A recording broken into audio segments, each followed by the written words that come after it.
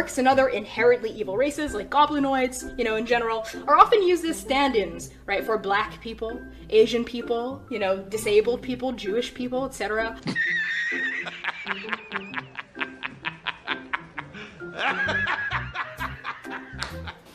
Do not come. Do not come. I'm gonna come.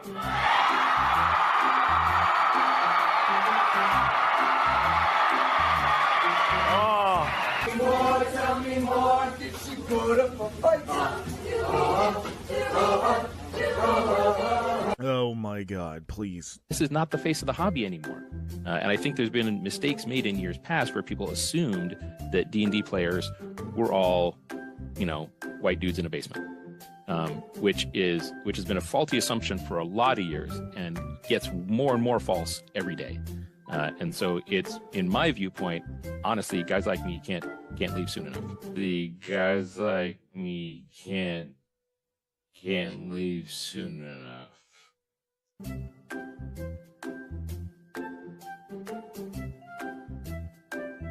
Not to fear, little children. I will help.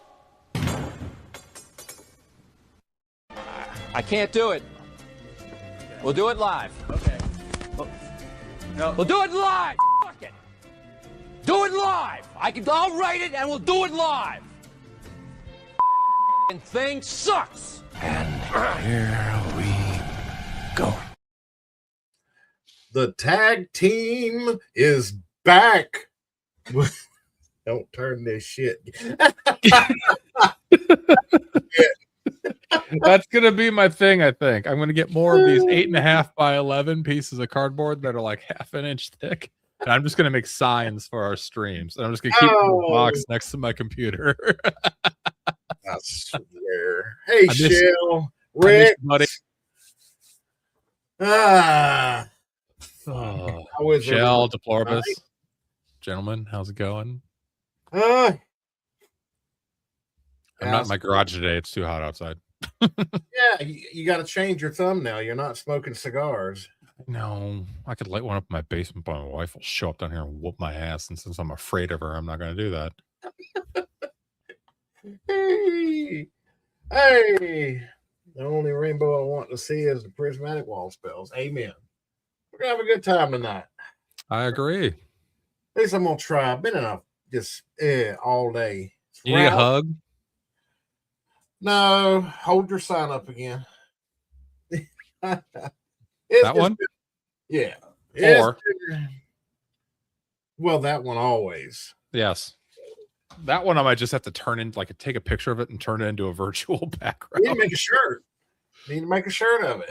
Dude, I found a nice website that makes screen print shirts so they'll actually last. But unfortunately, the minimum quantity is 6, and even at 6, it's like $80 a shirt. So, maybe we make that your first piece of merch. 5th edition sucks ass. Play BX instead. Let's see. So, I'm like I say, we'll see how it goes. I'm kind of excited to eventually get to where we can do the giveaways. So that'll be a lot of fun. Yeah, I mean that's. So I know I missed 2 weeks. So I was at some conventions, but I missed hanging out with you and the boys on the comments because these are always fun for me. So, but congratulations on getting YouTube partner there, buddy. That's pretty cool. So proud of you.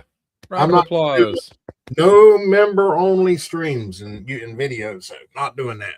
I'm not going to do that. I'm not putting I done said I'm not going to put my community behind a paywall. I respect you for that. That's good.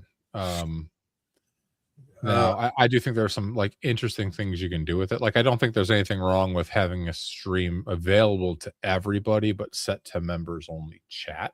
I think that can be useful in certain situations, but yeah. In general, I'm, mad props for not wanting to split people up. That's good. Yeah, I'm not. I mean, I've got it where they can join membership, join the channel, and I've got it where they can do super chats. If they want to do it, that's on them, and I'll take whatever money that I get. And when YouTube pays me out, whenever that is, I think it's $100. Yeah, it's $100. I'll get on like Necrotic Gnome and order 2 or 3 books, and depending on what I get, Well, and the other thing too that you got to do is you got to put the chat on the stream there, buddy. Oh yeah, I do, don't I? You do. That's why I got you here. See. Yeah, I'm very useful here and put That's it on. Good. Oh, pow! There it is. Yeah, I got it. I fixed it, and hold on, and I did it. Let's see here. I did it. What's that for? I don't know. It had like 8 or 9 different sounds on it, and none of them really made sense. But I said applause. I'm gonna keep applause. All right. I didn't put that in. It was already in. Oh, here, dude.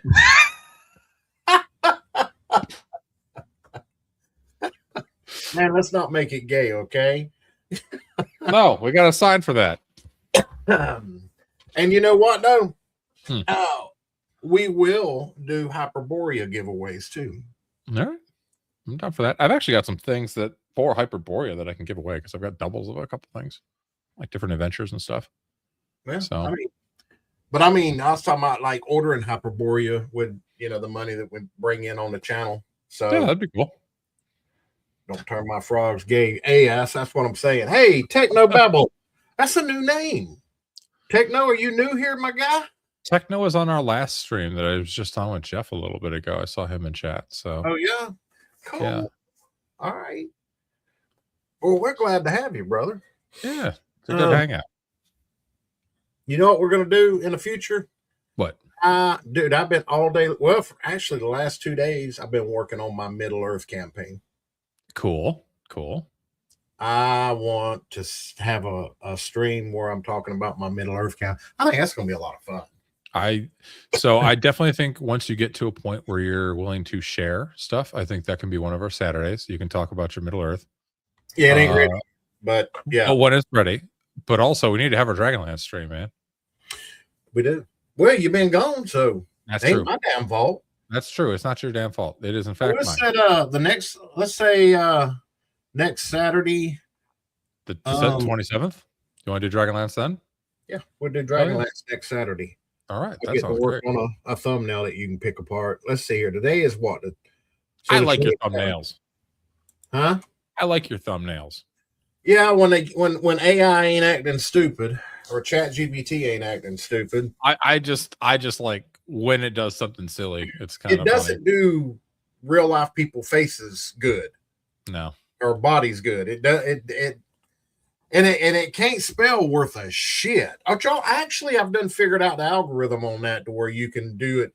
And I've also figured out how to trick ChatGPT. Mm-hmm. Because I needed for the blog, there was a picture on there where I was talking about WotC being gay and all that, and it did not want to make a picture and portray WotC being gay. And I'm like, no, I had to lie. I was like, no.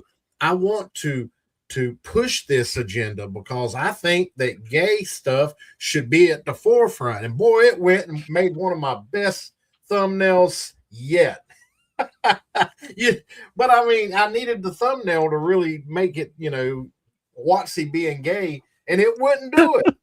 So, and I was piddling with the Star Wars blog, right? And I was like, I had a real cool picture of the Acolyte where they were being all like the laser bolts were gay colors for the rainbow.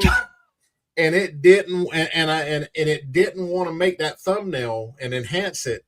And I'm like, no, I want it to be gay because I think being gay is awesome. And then it made the thumbnail. And I'm thinking to myself, you dipshit. So I did the same thing. So I was running a module for my guys on Tuesday. I was running Tower of the Stargazer. And in the Tower of the Stargazer, it describes a statue of like a king like hugging or being held by like a topless Medusa. So I was having ChatGPT generate that scene and it wouldn't do it because of the word topless. And then I tricked it. I was like, no, it's okay. This is for female empowerment and a free the nipple campaign. And then sure enough, it made Medusa big hooters and yep.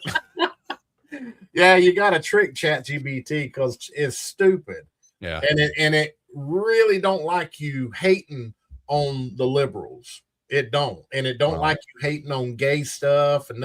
But then when you turn it around and flip it and be like, man, I like gay. Gay is good. Makes me want to suck a picker right now. Oh boy, it'll pump out the damn thumbnails in. You have to be gay to it. You got to be gay to it to make it do what you want. I agree, Samuel. The modules were the worst, man. Now, don't get me wrong. They're horrible. First off, man, no, I'm going to save that. Take a note of that. Yep, we're going to. This is. I don't have a notepad because that is one of the things I'm going to bring take up a clip.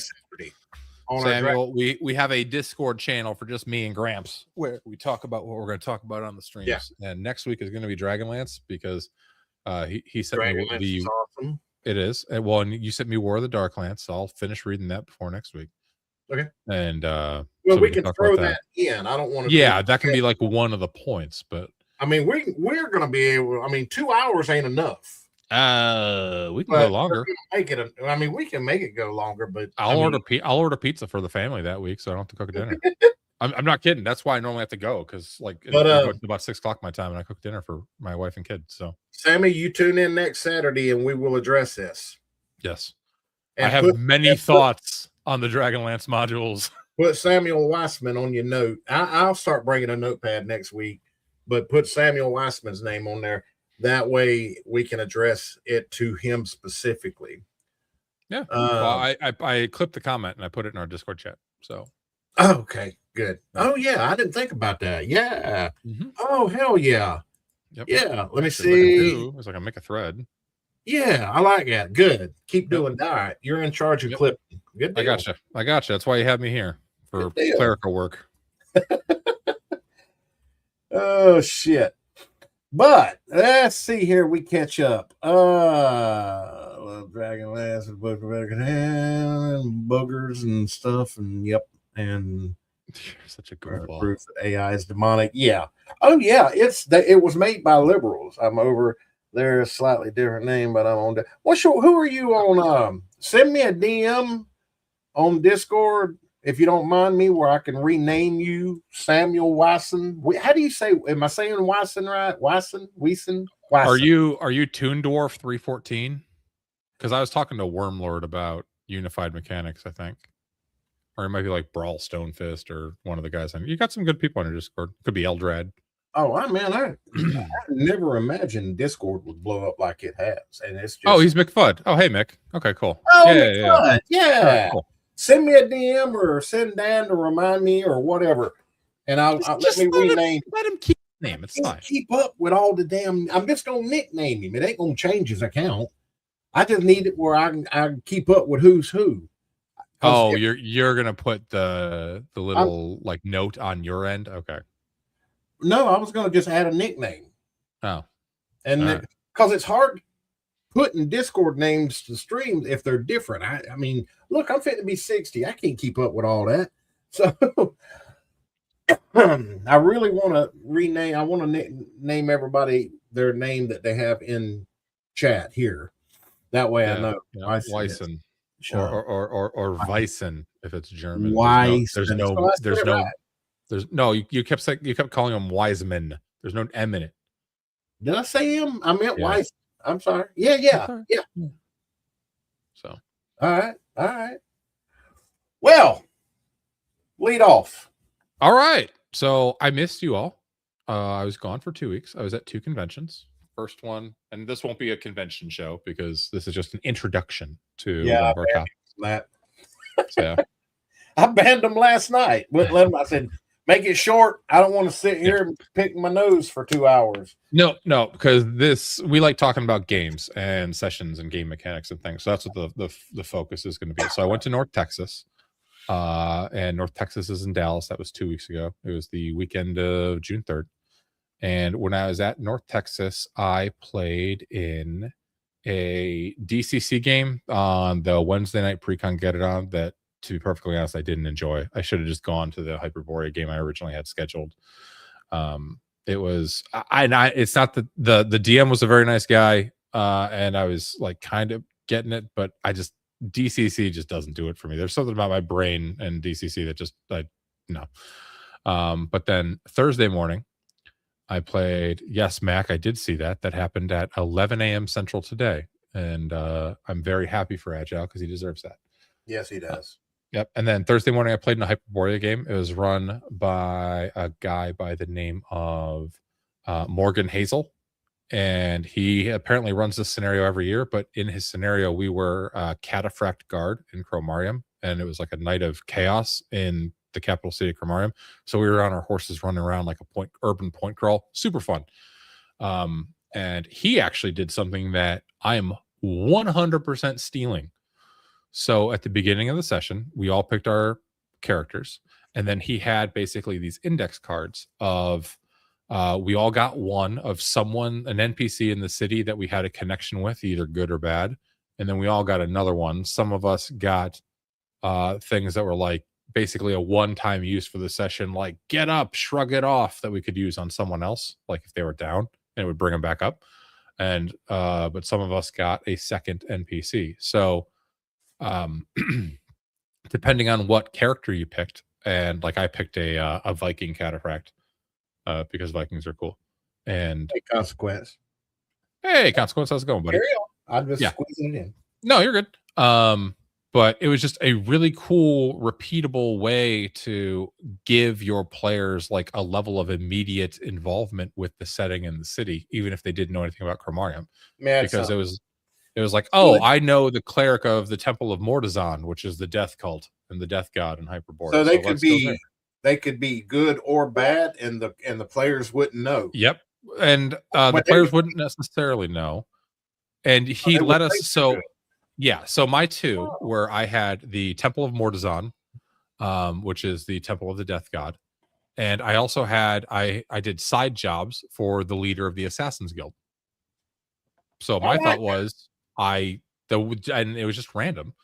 But like, one guy knew like the quartermaster, and one guy knew like the horseman for the Cataphract Guard, and one guy knew someone from one of the cults in the city. But it was just cool because it gave you like immediate, and there were just like a few little bullet points, but like, this guy, you've done this with him, and you might be able to learn this. And it just gave us like instant investigation. It would open up. You know how sometimes if you're, the famous, you start out in a tavern or an inn, it kind of opens up that introductory part of the adventure where you're in a village. Exactly. It gives them more things to do. I might that's something else. Put it in there. I like that.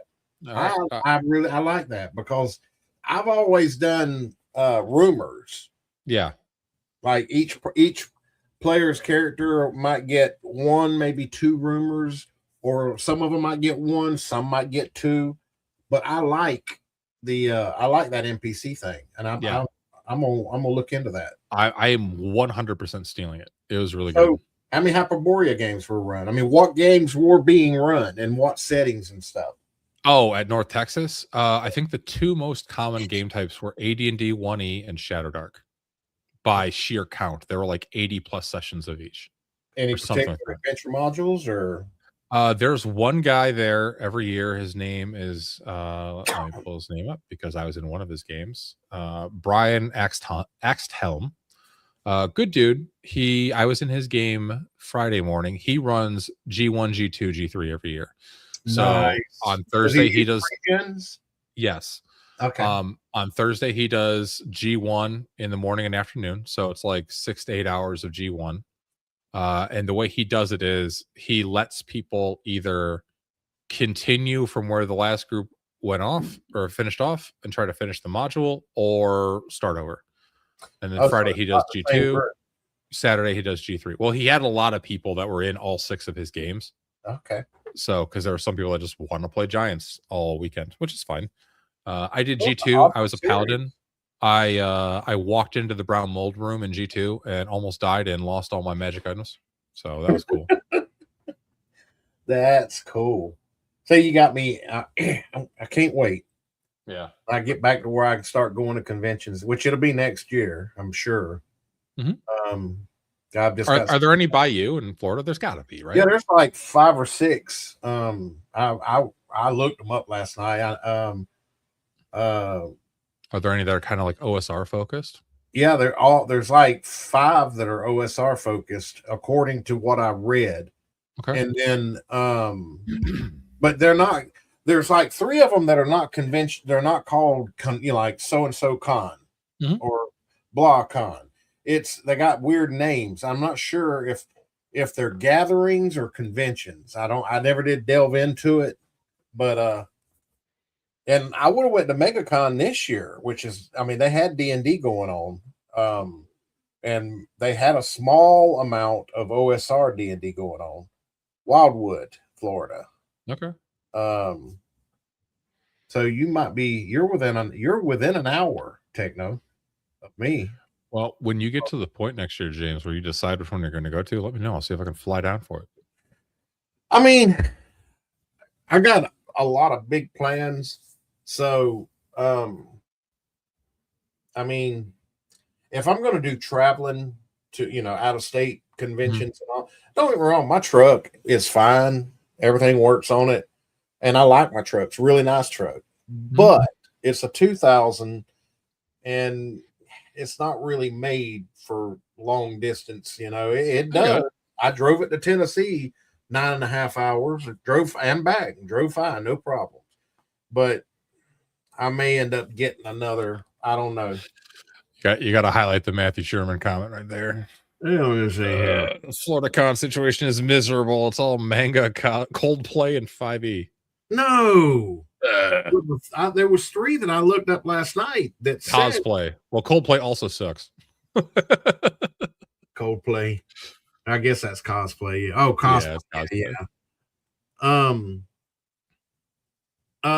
It's a 2000 extended cab, Chevy S10 4-wheel drive. I mean, it looks mean. It does. It's a S10 V6 in it. It's not to chat for a minute. I gotta go see what's going on with my kid. She's screaming. Okay. Got nice off-road white letter tires, chrome rims, low profile toolbox, brush guard on the front. I mean, it's nice, but it's just not built for like tearing out to damn Texas or So really, man. What do we have in the sense of OSR?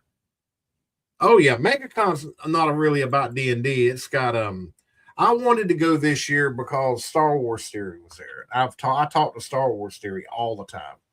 I don't want to say his real name because I don't know if he's ever said that like that or because he messaged me and asked me if I was coming down.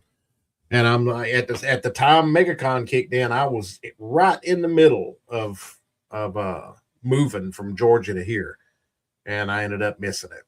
So I'm hoping he comes back again next year where I can catch him. And yeah, figure out Wildwood, Florida, and get your Google food going and see how far away we are.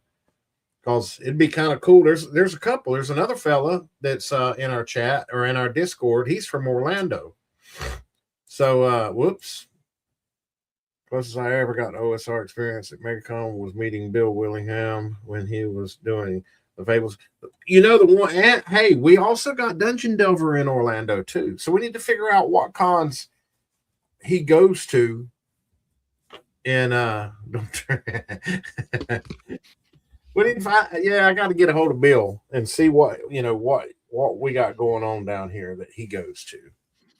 There's a large con in Orlando, Crucible, and yes, seems like one of them that pulled up was in Orlando. It seemed like Orlando's one of the hot spots in Florida for cons. Okay. Yeah, that makes sense. So. Yeah, up in Yankeeville, up north, that's where all your old school cons are at. Sucks. But so anyway, continue. But yeah, I mean, I won't make it too long about North Texas. I did. I ran one. Hyperborea. Kinda. So I was in 3 Hyperborea games, 1 AD&D 1E game, 2 Swords and Wizardry games total. And then I did some play testing of another game, but I was supposed to be in an OSE game, and I was really looking forward to this game. It was a two-part game, Deep Down Terracon, part 1 and 2. Each was 4 hours. One was on Saturday, one was Sunday. Sitting at the table on Saturday because I wanted to get my OSE BX fix in. Referee doesn't show up. Game never got canceled. I hope dude's okay.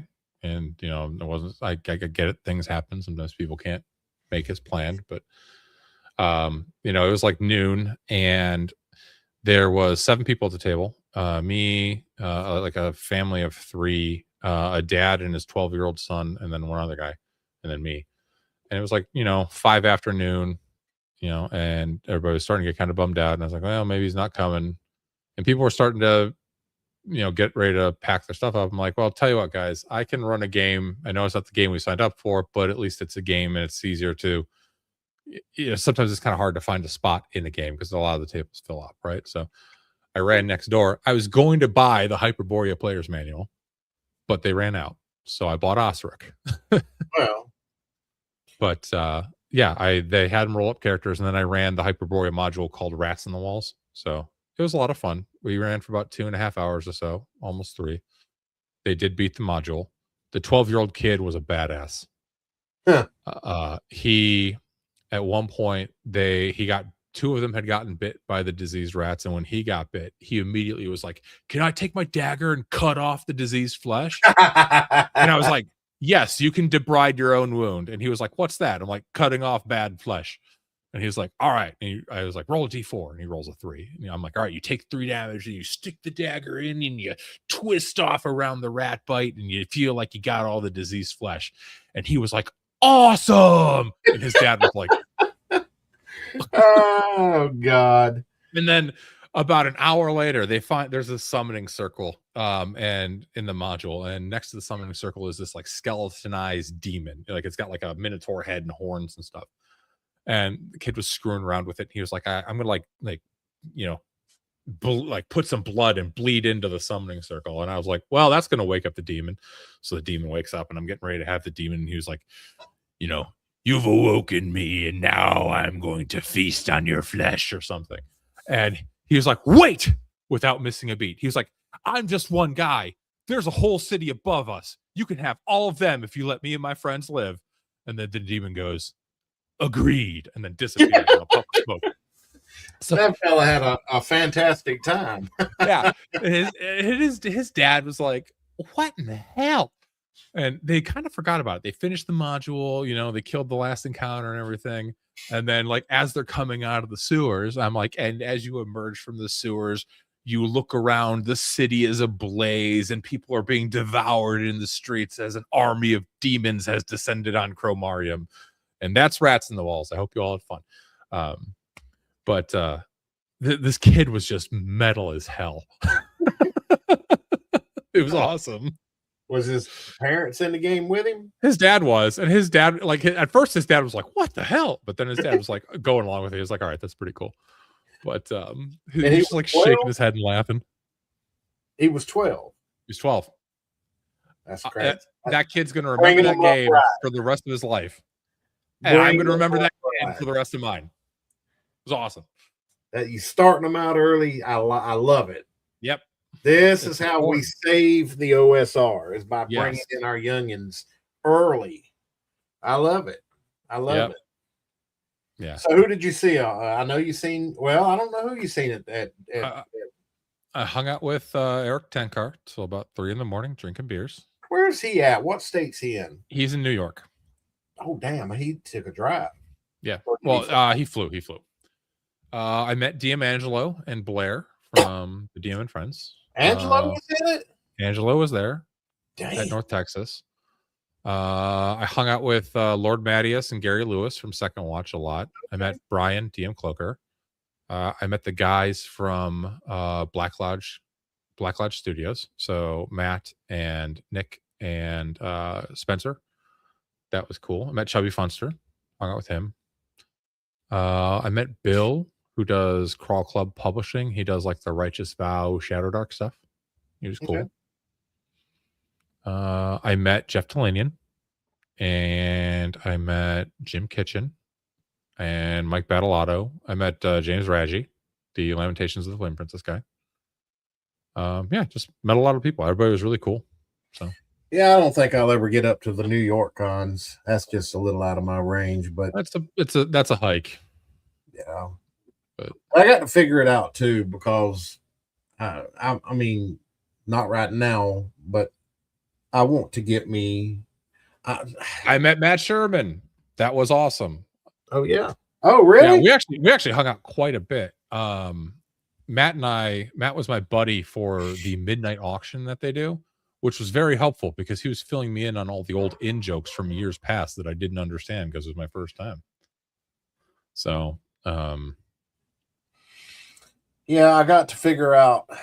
I want to get me an Alaskan Husky for a house dog. Okay.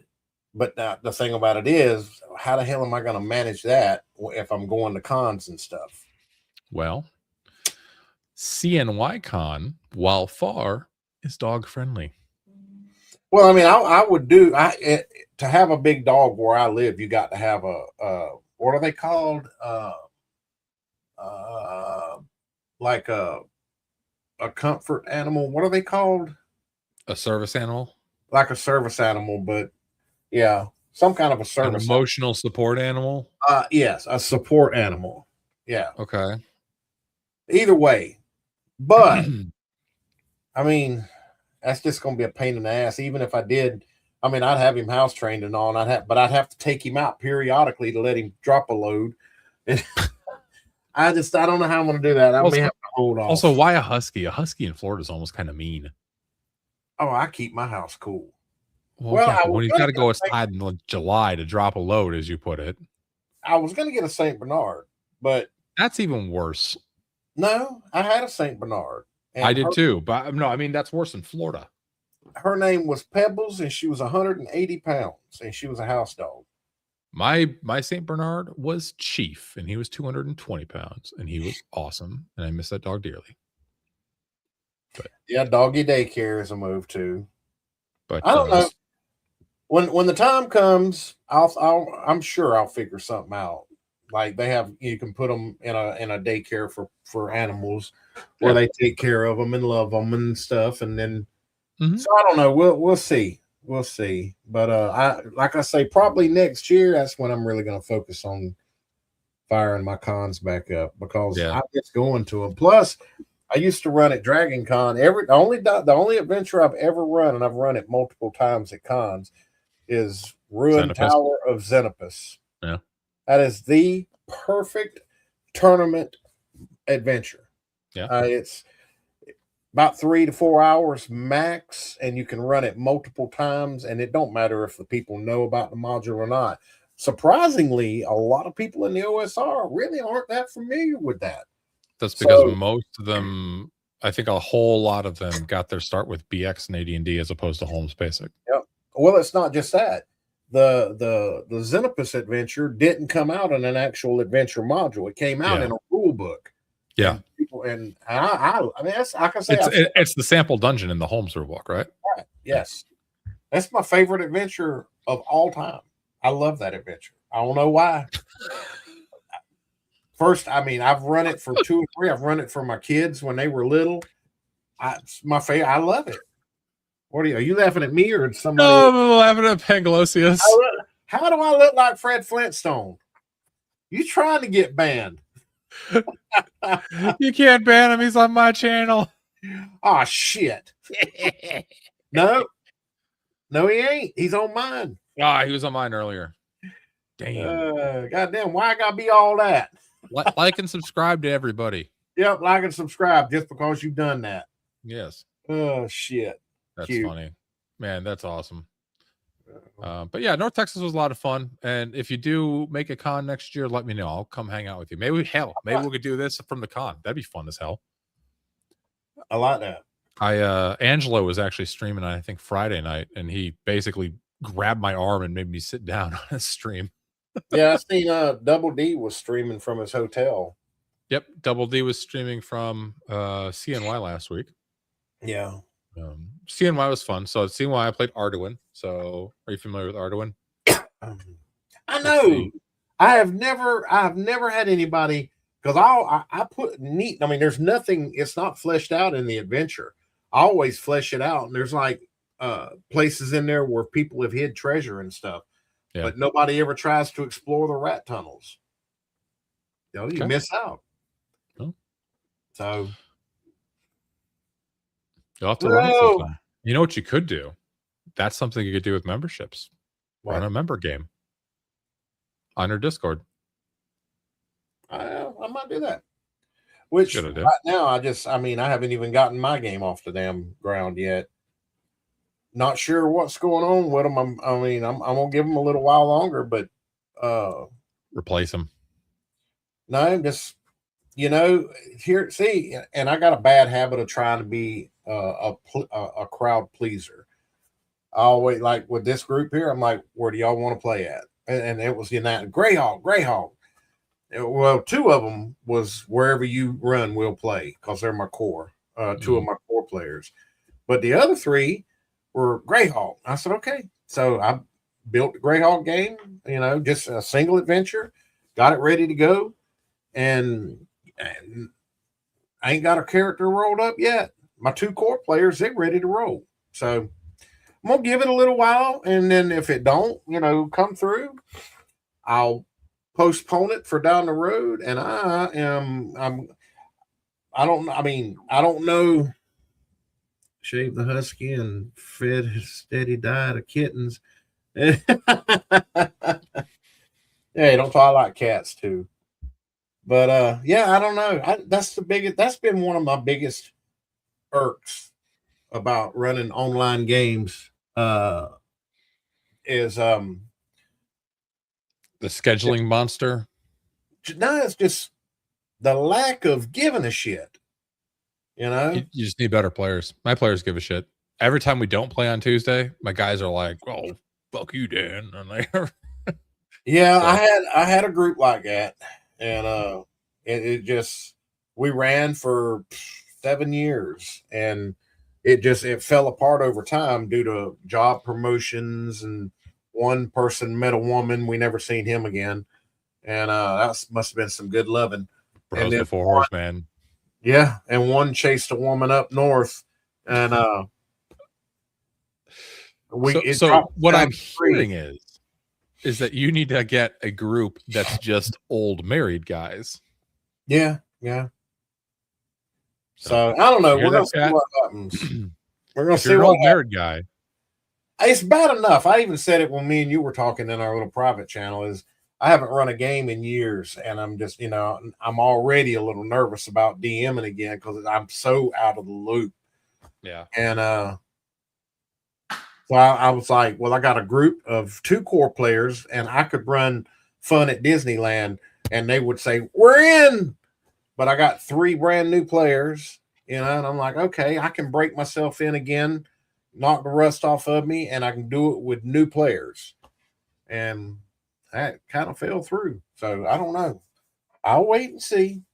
I figured I'd let it at least go through the weekend, but I ain't heard nothing from him. One of the guys, I'm sure he's ready to rock and roll. The other fella's out of Orlando, and I thought for sure he'd be all over it. I ain't heard back from him yet. So fucker. I know real life gets in the way. God damn, no. Send an old man a message or something and let me know.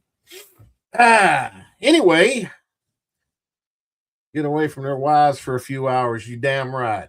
I was married for 13 and a half years. And 3 years and 4 years. Good gracious. No, they haven't bailed. They just I always say this, it's the lack of give a shit. There's no give a shit present. The motivation don't seem to be there. It seems to be there at the very beginning. Hell yeah, let's go. I'm ready to play. And then I'm like, okay, I'll talk. I always talk to them in Discord first, just so I want to get to know them, because I'm not bringing in strangers. I want to, if I get a damn liberal in there that wants to, make sure I have the X card to throw up, and I can weed them out and get rid of them. But But so I'm like, all right. I gave him a link to all the classes that are available. I said, find what you want to play, get back with me, and we'll get in roll 20 and roll your character up. Simple, right? It's that simple. Find a character class that you want to play, and then you come find me, shoot me a message. I'm with Consequence on this one. I think that's one of the things that needs to be done is you as the DM have to drive things. It can't be put the onus on them to pick a character. It's, hey, all right, we've got our 4 people or 5 people or however many it is. And this is, on this day, we're doing our character creation session 0, whatever the hell you want to call it. And we're all going to make characters together. And that's what you got to do. Yeah, I understand that. But I've told them, what you trying to squeeze out a fart? Okay. No, my chair fucking hit the lever go down. It was driving me. But it's this simple. Here's the link. Here's the classes. Pick what you want. Tell me when you're ready. We'll get in Discord. It's just, I'm driving. I got this bitch on cruise control. All you got to do is say, all right, I know what George has already said he wants to play a half elf. I'm like, all right, good. So, and we're using the racial classes. It's that simple. He's ready to rock and roll. But if the other 2 don't get off their ass and get in gear, then I don't know if I'll replace them. Give them a deadline, and replace them if they ignore it. Because at the end of the, I don't care. They're also subscribers too, so I kind of want to be nice. I get that, but at the end of the day, they're holding up other people's enjoyment. So it's not unreasonable to set expectations with your table and with your players. Be like, hey guys, if you don't have a character picked out and rolled up by date X, then I'm going with these 2 backups. Done. You don't have to be a dick about it. Yeah, I agree. See, Consequence and I are on the same page. I may get in the chat and be like, all right, by Wednesday, that's the deadline. We're going to be making characters. Which channel are you talking to these guys in on your Discord? Mostly DMs. Oh, well, that's the problem too. You got to put it in the chat so that way you can be like, hey, listen, bitches.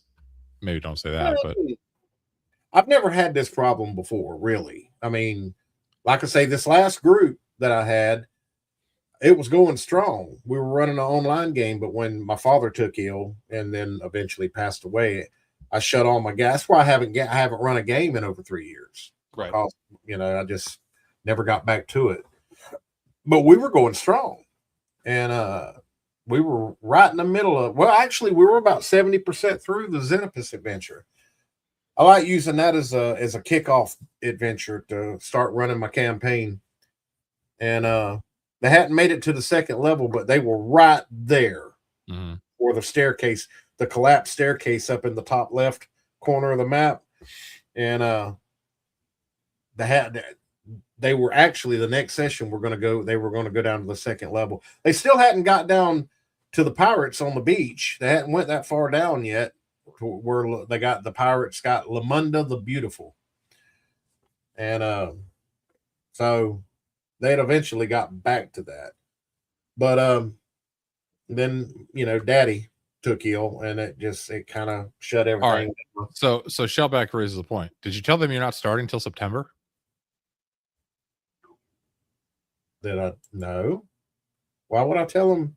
Wait, where'd you see that at? I'm looking. Go up too. You said that you ain't starting. No, I didn't say that. I told them. I said, as soon as we get the characters rolled up, we'll fire this thing up. I think got an inside joke. I don't think it's an inside joke. I think it was a legitimate question. No, I agree with Grand Archon. Gatekeeping your table is mandatory. Gatekeeping your table is incredibly important.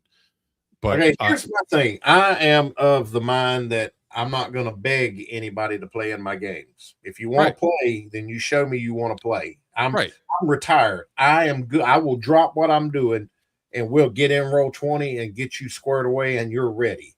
All right, James. Are they all in the same DM? No. Jesus Christ, James. Okay, make a group DM with all of the people.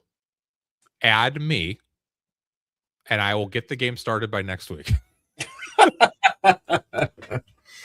I'm not. I'm at the point where it's not a really big deal. Is I know back in your game? No, this is just a new player group. Oh. So just kind of how I wanted to start back, and that's another thing. We need to start Discord is popping off. All right, no doubt. Can't keep up, just like chat. Can't keep up with it. But we need to start getting more people in voice chat. Just get in a voice channel. And if I see somebody in a voice channel, I'm gonna pop. And sometimes I get in a voice channel. Old Dan's popped in with me and one of my players. Mm-hmm. And just start utilizing the voice channels. That's why I got them there. And Dan or somebody else said they were going to start their game in September. Wasn't me. I don't want to wait till September. The game's ready. Okay, I'm ready to go now. James. James, I could have this resolved for you in a day. Well, see, like I say, I'm not going to beg nobody to play. It's not a beg. It's just a setting of expectations and clear communication. No, actually, we have a group Facebook Messenger chat that we're all in. We do have a group chat. I'm sorry, I forgot about that. Are you playing on Discord together, though? Yeah. Then the communication should be on Discord, either in a group DM or in a Discord channel. And here's why. You want to set the expectation that they're going to be using Discord and get them used to checking Discord for things. Ooh, it's thundering. If my internet happens to drop, I'm sorry. It happened all day, but it's 5 o'clock in the afternoon in Florida. It's always going to thunder. No, it ain't like that. We ain't hardly had my buddy Super Gravity just said, "Can you give me an invite to that Discord? I'd love to jump in a game." And he's a good dude, so I'm going to send him to your Discord. Okay. Tell me who he is, so I know. Well, I don't accidentally think I just did. His name is Super Gravity. Oh, where the hell is your? One reason I'm not pushing it hard right now is because my mom actually, and it's awesome. My mom just bought a new house right 2 blocks that way, and I'm gonna finally have my mom nearby. So, which she's about 20 minutes away, but now she's in golf cart range. I can just hop on the golf cart and go down there. Yeah. We're close enough. I told her, I said, we're going to set up intercoms where I can get on there first thing in the morning. What y'all doing over there? I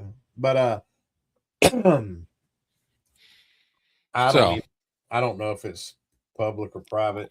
It's just fuck Facebook. No one goes to Facebook. Facebook's stupid. It is. So, but Joe and Jennifer Jennifer really never gets on Discord until it's time to play. Bless her heart. She's not real tech savvy. Okay. And I always get with her a day ahead of time where we can work out the tech issues, because she always has tech issues. So her husband, Joe, one of my other core players. Oh, I met Joe. Yeah, you met him. He always, when new PC stuff enters the house, he gets Hi, Agile. And she gets hand-me-downs. Agile! So I don't know if you saw earlier when I think you popped in for a brief moment, but Agile's Kickstarter, the Wondrous and Dangerous Consortiums and Zendria World and Lore Book got its funding goal today. There's still 4 days left. So congrats, Agile. You deserve it, brother. Amen. So, but yeah, I can totally get your BX game started in like 24 hours because I'm good at yelling people. But anyway, after North Texas, I went to CNY, and I'll make this quick. I played an Arduin game with the Arduin guys, super fun. I played in Dropship, also fun. Dropship is like a squad-based tactical combat space game. I played in Joe Block's AD&D Castle of the Archmage. We TPK'd. It was really fun. I played in Rich's Hyperborea game. That was a lot of fun. It was based off of Red Nails. What state is Joe out of? Joe is New Jersey. Okay. I played in Matt Tapp's Barrows and Borderlands game. Also super fun. We TPK'd. I got turned into a white while I was holding a lightsaber, and I murdered everybody. But the last game I played, and this was kind of the lead into the topic that we were going to start talking about 45 minutes ago. I played an Eric Tenkar's BX game. Oh yeah. Yeah. Hear about it. You said he had a house rule or something that you liked. Oh, was that the house rule with the NPCs? No, that was the house rule with the NPCs was Morgan Hazel's game at North Texas. That was okay. A Hyperborea game.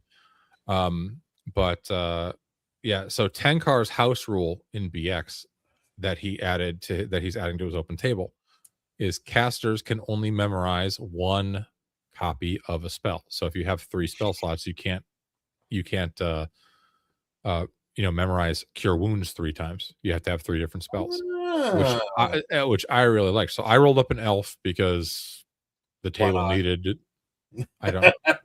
I just made a video on that. I've been shamed for it by my other friends, but no, it was a fun game. We went to the way he has it set up is he's got his Twilight Isle kind of little setting for an open table, and there were 3 missions on the bounty board for the Adventurers Guild that we're a part of, and we picked the one to go investigate the green lights in the graveyard.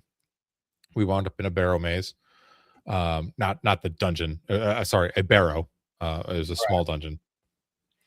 But there were some traps, there were some encounters, there was a random encounter with a wandering band of mercenaries that shot me in the chest and almost killed me, but then I put them to sleep, and me and his lovely wife Rach went around and coup de grace every single one of them while they were sleeping. So get shit on, mercenaries.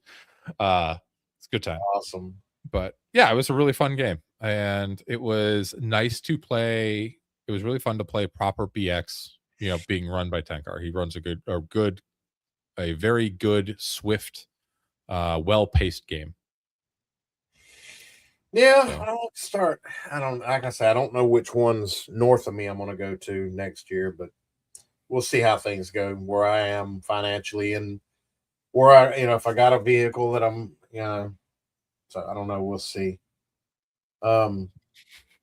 Agile rolled up an elf who had a dwarf for a cousin. Nice. On his cousin on his sister's side, or a first cousin? Cousin by marriage. Your but yeah, it was just a lot of fun. So, and one of the things I actually picked up at CNY was this bad boy. Hey, Greg. Yeah. And he signed it. Sorry, he inscribed it because Dr. Gillespie is a very smart man. But I've been kind of flipping through it a little bit because I've heard a lot about Dragon Slayer, but I never really got it because part of me was honestly like, do I need another BX clone? But there's some cool classes. There's a thief. There's an assassin. There's obviously the fighter, an illusionist, magic user, ranger, paladin. The paladin in this class is good. There's a barbarian and a fighter and a monk. And a druid, cleric. So it's almost got like OD&D style classes, or maybe a little bit of AD&D style classes. Actually, I need to send him an email so he can send me the PDF. But yeah, there's some good generators in the back, and some carousing rules and all sorts of things. So Greg actually did run a game at CNY, but I wasn't able to get into it. That was like the one I'll try again next year. Yeah, most of them you have to sign up for. They don't take walk-ins. You have to sign up for them ahead of time. So and I've gotten at the point too where, like my World of Greyhawk, I've got like a damn assload of classes, and I've gotten to where, like in Dragonlance, you have like, yes, it has a Cyclopsman, Matt. Like a dozen races or so and a dozen classes or so. Like the Middle Earth, I think it's got 8 or 9 races and 8 or 9 classes. It's not a lot of overflow on races and classes, and I'm kind of getting to where I appreciate that more than having a wide selection. Because that's an interesting topic of conversation, because I agree. I think it's important to, as the DM, kind of set what the world allows and what the options are, so you avoid the feeling of like kitchen sink fantasy, which is one of the main problems with 5e. And as we all know, well, play OSC, but you know what I can do too is I can set up I can do pictures and just pull them up in the I'm such a dork. Thank you for putting up that. I can do that on stream and just pull it up as an image. Oh, but yeah, I'm getting to where I appreciate those kind of settings more. That's got, just 2 handfuls of races, 2 handfuls of classes or less, and go. I like, and this isn't just because I love Hyperborea and there's 26 classes, but I think having a tighter option of races but more options for classes is kind of like the sweet spot. Yeah. Because realistically, if a dwarf, a tiefling, a goat man, and a turtle man walk into your average village tavern, they're all going to get murdered and strung up for being monsters. And the regular races, like a dwarf or a human, is going to get strung up for being affiliated with them. Yes. So I agree. Because if there's one thing that humans are just really, really good at throughout all of human history is dealing with things that are different. Very, very good at it. Just very accepting, loving. That's why in the great film Independence Day, when Will Smith opened up the alien vessel and the alien came out, he said, "Oh, welcome to Earth," and then offered him like a hamburger, a cheeseburger or something. No, he punched him in the fucking face. Yeah. So yeah. But I'm good with that too, though. So and for Middle Earth, I mean, it's pretty easy, right? Because you would do hobbits and humans and dwarves and elves. Well, see, I like to like an elf. Well, you got 2 different types. You got Sylvan elves and just standard elves and half elves. But like the elves of Lothlorien and the elves of Rivendell are just standard elves. But you pick a faction. Yeah. I like to do the faction thing. Like, where are you from? Put that into your background. Yeah. And then the half elf is usually from Rivendell. And then you got the Sylvan elves that are from Mirkwood. And then dwarves are just dwarves. They're just from, dwarves of Iron Hills, dwarves of Erebor. A hobbit, you got Bree hobbits, Shire hobbits, but a hobbit, you got a hobbit. Yeah. Dunedain. So, to be fair, Mac, you trying to get banned. The Rhodian did not shoot first. In Independence Day, he absolutely did. Oh, I thought, the first thing that hit my mind was Han shot first, but okay. Yeah, well, Han shot first, except in the stupid remakes where they made Greedo shoot first. There were so many things wrong with Independence Day, but it was one of my all-time favorites. But it's the same thing with Battleship. There was so much wrong with Battleship. And I mean, you just watched the whole movie with a heart on. That movie was just full of male testosterone. Just rah!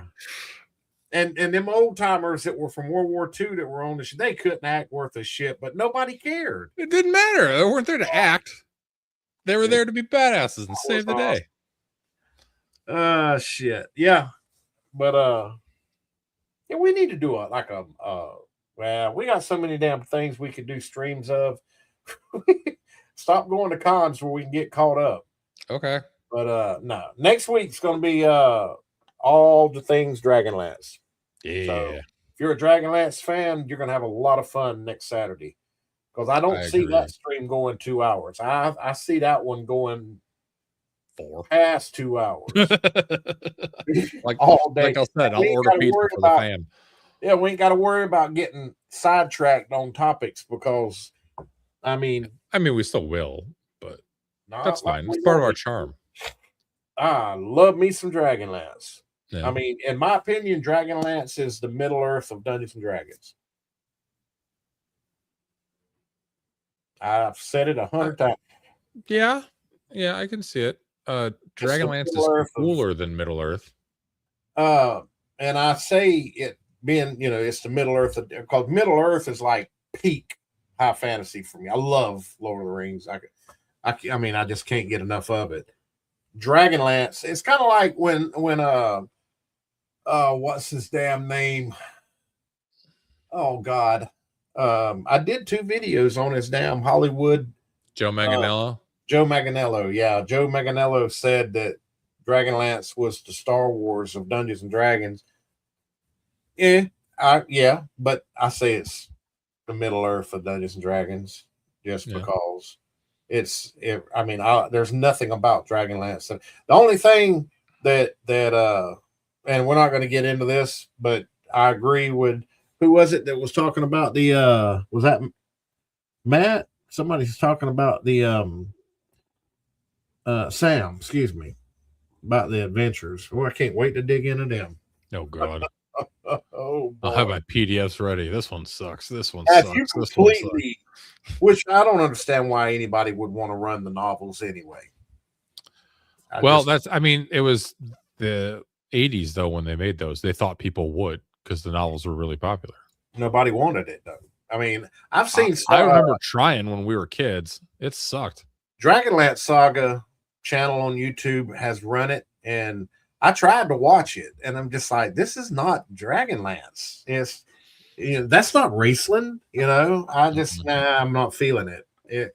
Leave the novels alone because I mean those are just perfect. Yeah, Raceland is obviously Kiefer Sutherland. So yeah. Oh God, yes. But anyway, I agree. But what else are we going to talk about here? Well, we had the topic that you wanted to get into yesterday, and I don't know if you guys got into it after I hopped off for Bill's stream, but you wanted to talk about Back Me, specifically the me part of Back Me. I've had multiple people in my comments when I'm talking about BX ask me, why don't you just play Back Me? And it's the same answer every time. I just don't believe that the me part of Back Me is BX style Dungeons and Dragons. I mean, at what point? Let me stop you for 1 sec. Matthew Sherman's got a really good question. Let's pop it up then. I'm doing some prep for my AD&D 1E game tomorrow. I need a subterranean monster for a party of 6, averaging 3rd to 4th level. Any suggestions? Umber Hulk. Ooh. Mic drop. Umber Hulk, boys. Umber Hulk. Love that monster. Gary, great. Umber Hulk. There you go. Gary, you've never read Chronicles? Oh, wait. Yeah, he just got it. Mac just wants you to kill all your people. Purple worm herd. No, that's way too high. Gary, send me a DM. If you like audiobooks, send me a DM on Discord and I will send you the audiobooks off of Audible. They're really good. If you prefer listening to audiobooks over reading, send me a DM on Discord. I've already got them loaded up or uploaded to my Google Drive. I'll just give you the link. They're really good. Let's see here. We're about to have our 3rd stream participant. Where is she at? Come here. Oh, no, she ran away. Oh, well. Look at the damn carrion crawler. What level is a carrion crawler?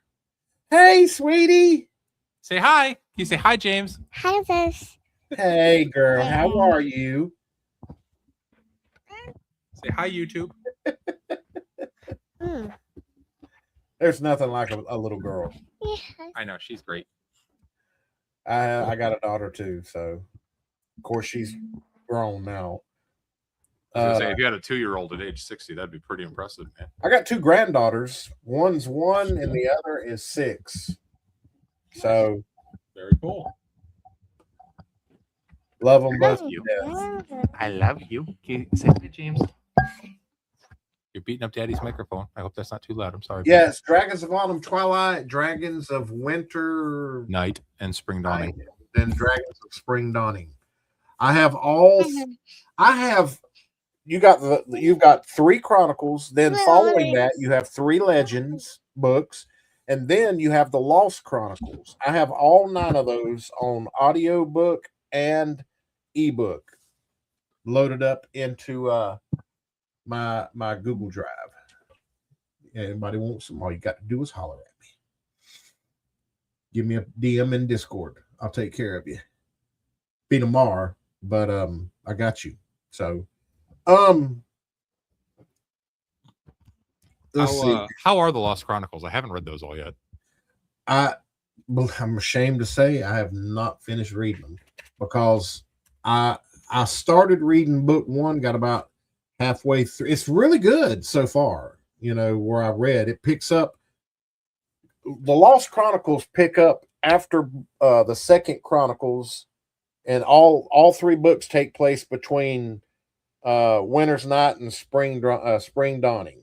So it goes Chronicles 1, Chronicles 2, then all 3 of the Lost Chronicles, and then Chronicles 3. Yeah, from what I read, they were really good. I haven't gotten back to reading them. I started over, and just point of order, Dragonlance is next week. Yeah, Dragonlance is that's right. We need no more Dragonlance because that's next week, and we're going to get neck deep into that. Yes, we are. So, great. I'll definitely be in my garage with a cigar for that one, sweetheart. Those are next old. week. I'm ordering pizza for dinner, so James and I can hang out for 4 hours and talk about Dragonlance. Okay. I have the best wife. Yeah, because you've been streaming all day. Shh. It's Father's Day weekend. I get to do what I want. Yeah, that's tomorrow. Well, it's Father's Day weekend. Yeah. I don't ever celebrate holidays. Well, you should. Father's Day is a good holiday. I mean, this year, Thanksgiving and Christmas. So Matthew Sherman says Dragons of the Hourglass Mage may be one of the best Dragonlance books. I will have to finally read that. So bye, Shellback. Dragons of Hour. That's book 1 in Lost Chronicles, isn't it? I think it's 3, isn't it? Or 3? I'm going to get back to reading them. But yeah, I mean, anyway, no more Dragonlance. Stop. Okay, 3rd book. Yeah, I haven't read the Lost ones yet, and I'm going to. I heard the new one. No, damn it. I just said stop Dragonlance, and then here I am firing it back up again. So talk about Beckme. Yeah, Beckme. I don't like Beck. I like Beck. I like Beck. You like Beck, but not me. I'm okay with Beckham, but the E is not good. Here's the thing. If you're not going to play all of Beckme, then you should be playing BX with the companion. I agree. It's that simple. If you're playing Beckme and you like getting up here and fighting gods and stuff, play Beckme. And there's nothing wrong with that. But if you're not going to play Beckme, then play BX with the BX companion. And what's that other book? The Adventurers thing? The BX companion and the BX Adventurers Guide. So, yeah. So those that's are both good. That's what you should be playing, in my opinion. So, yeah, the domain rules in Beckme are good, or rules cyclopedia. But yeah, I don't know. I just don't. At what point in the Beckme books does it stop being old school classic D&D? I don't get that. I mean, in AD&D First Edition, it's not built to fight the gods. It's just not. Other than your little like IOs on. If you give it stats, it can be fought. They gave the god stats and deities and demigods. Yeah, but, I mean, most of the gods that are fleshed out in Greyhawk are like level 30, and I don't like getting up that high level. That's why most of your, like the Circle of 8, the most powerful wizards in the world of Greyhawk, and they're all like 18 to 20 to 21. Right, and they all suck compared to Raceland. We're not talking about Dragonlance. Facts. But I'm not a fan of it. I don't know. I'm a BX guy. And I see me running AD&D First Edition games again in the future too. So that's a fallacious argument. The magic user chart in AD&D goes to level 29. So by your logic, AD&D is a terrible system. I think that's a bit of a stretch. Yeah. No, I didn't say Beckme was a terrible system. I just don't. Even with AD&D, I capped my campaigns at level 18 back in the day, and I haven't had a campaign go up to 18 in years. But I've only had 3. One of them was second edition, and then the other 2 were AD&D, and those were 20 years ago plus. Right. Because it takes a long freaking time to level that high. These campaigns lasted for a decade. Right. We had 2 of them going on at the same time. I DMing one, and then Lord Calvin was DMing another one. But no, I'm not saying Beckme is a bad system. I'm just saying I cap my campaigns off at level 18. So Beckme just doesn't make sense for me to be interested in it. You know, it's not a bad system. I'm just not interested in it. Same to you, Matt. Take it easy, Matthew Sherman. Second edition and first edition, both of them went past 18. I capped out my stuff at 18. You know, I wanted the 18 is Archmage. That's where I draw the cap. And the Circle of 8 being, capped out at what, 21-ish, which we're not sure where Mordenkainen, and he's probably higher level than that, but I didn't want player characters to start trumping, the big boys in the setting. Yeah. And 18's plenty high. I mean, if you get characters up to 18, then you've been playing that character. You've been running that game or playing that character for 10 years plus. Maybe not. It just depends on how often you play too. But no, I don't. So the bad system thing, no, I don't. I don't say that. Later, Matt. Appreciate you coming by, brother. And we said, and God, here I'm bringing it back up again. But in Dragonlance, favorite setting of all time, the gods take you from the prime material plane when you try to go past 18. And I've always lived by that rule in all my settings because that makes the most sense. I eventually remove the ability to go to other planes and put the deities to. Yeah, I mean, even somebody as weak, on the low end of the spectrum, like Ios being on the prime material plane, you're not going to kill Ios in my campaign. I'm just not going to allow it, I mean, like in Queen of the Demon Web Pits, I've never made it that far in that chain of adventures. Do you even fight her in the Demon Web Pits? Yeah, you fight Loth at the end. But Web of... I'm pretty sure she's statted. I'll check real quick. Web of Spiders by Joseph Block is supposed to be the better supplement or the better adventure to take the place of Demon Web Pits. And I have it too.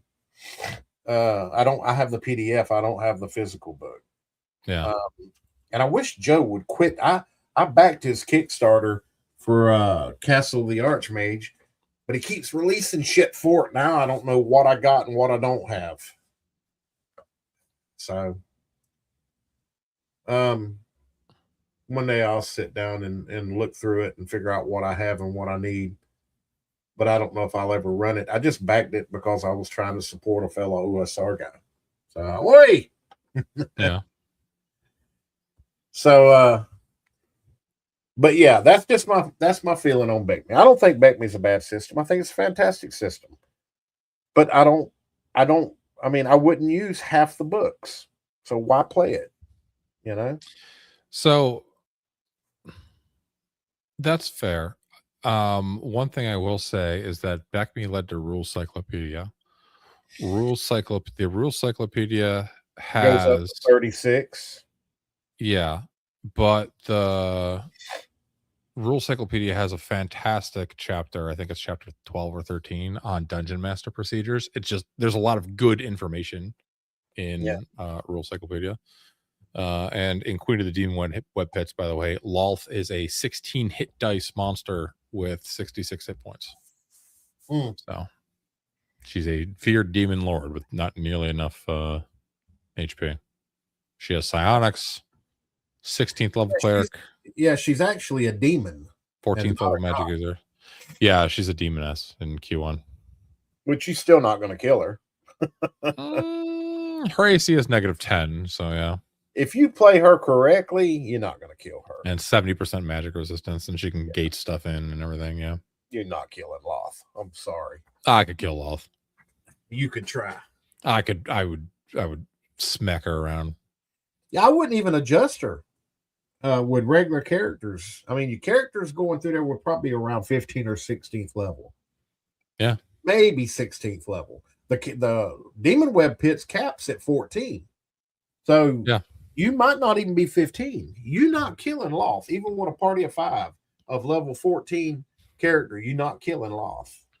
You're just not. I mean, worst case scenario, and she does get beat down to an extent, she's just gonna magic herself out. But you can bet your ass half the party, if not more, is going to be dead.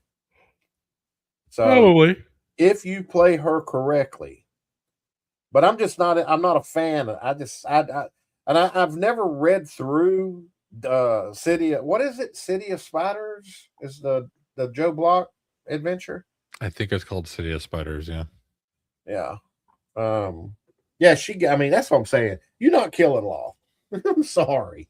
I'd get her ass. She is a bad, bad bitch. And damn, we're gonna save the what do you store your dice in? Which I mean, I'm in a Blanton's bag. No, let me show you. I'm gonna go. He's not wearing pants. It's hot in Florida. James ain't wearing pants today. So you guys just get me. Sorry.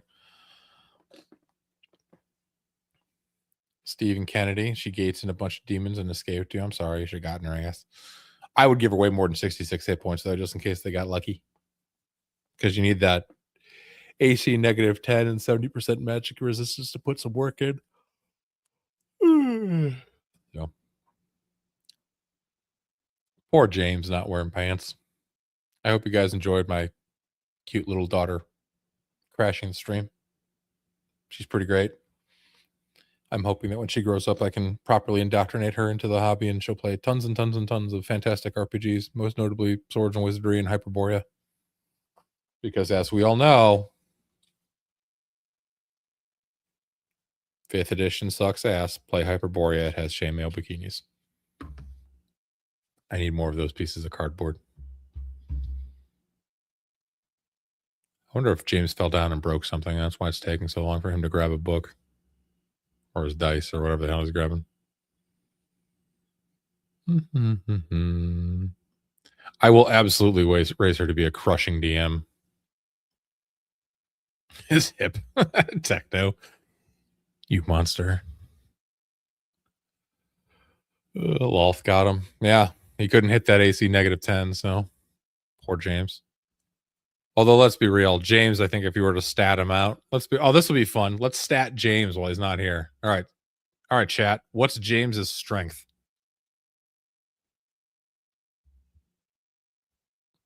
Anyone? Bueller? James's strength. I vote like a 7. Dice all over the place. All right, Technobabble, 7. All right, what's James's intelligence? About a 7. About a 7. All right, what's James's wisdom? Oh, Gary WP1 gave your intelligence a 12. Damn, that's all I get. So 12.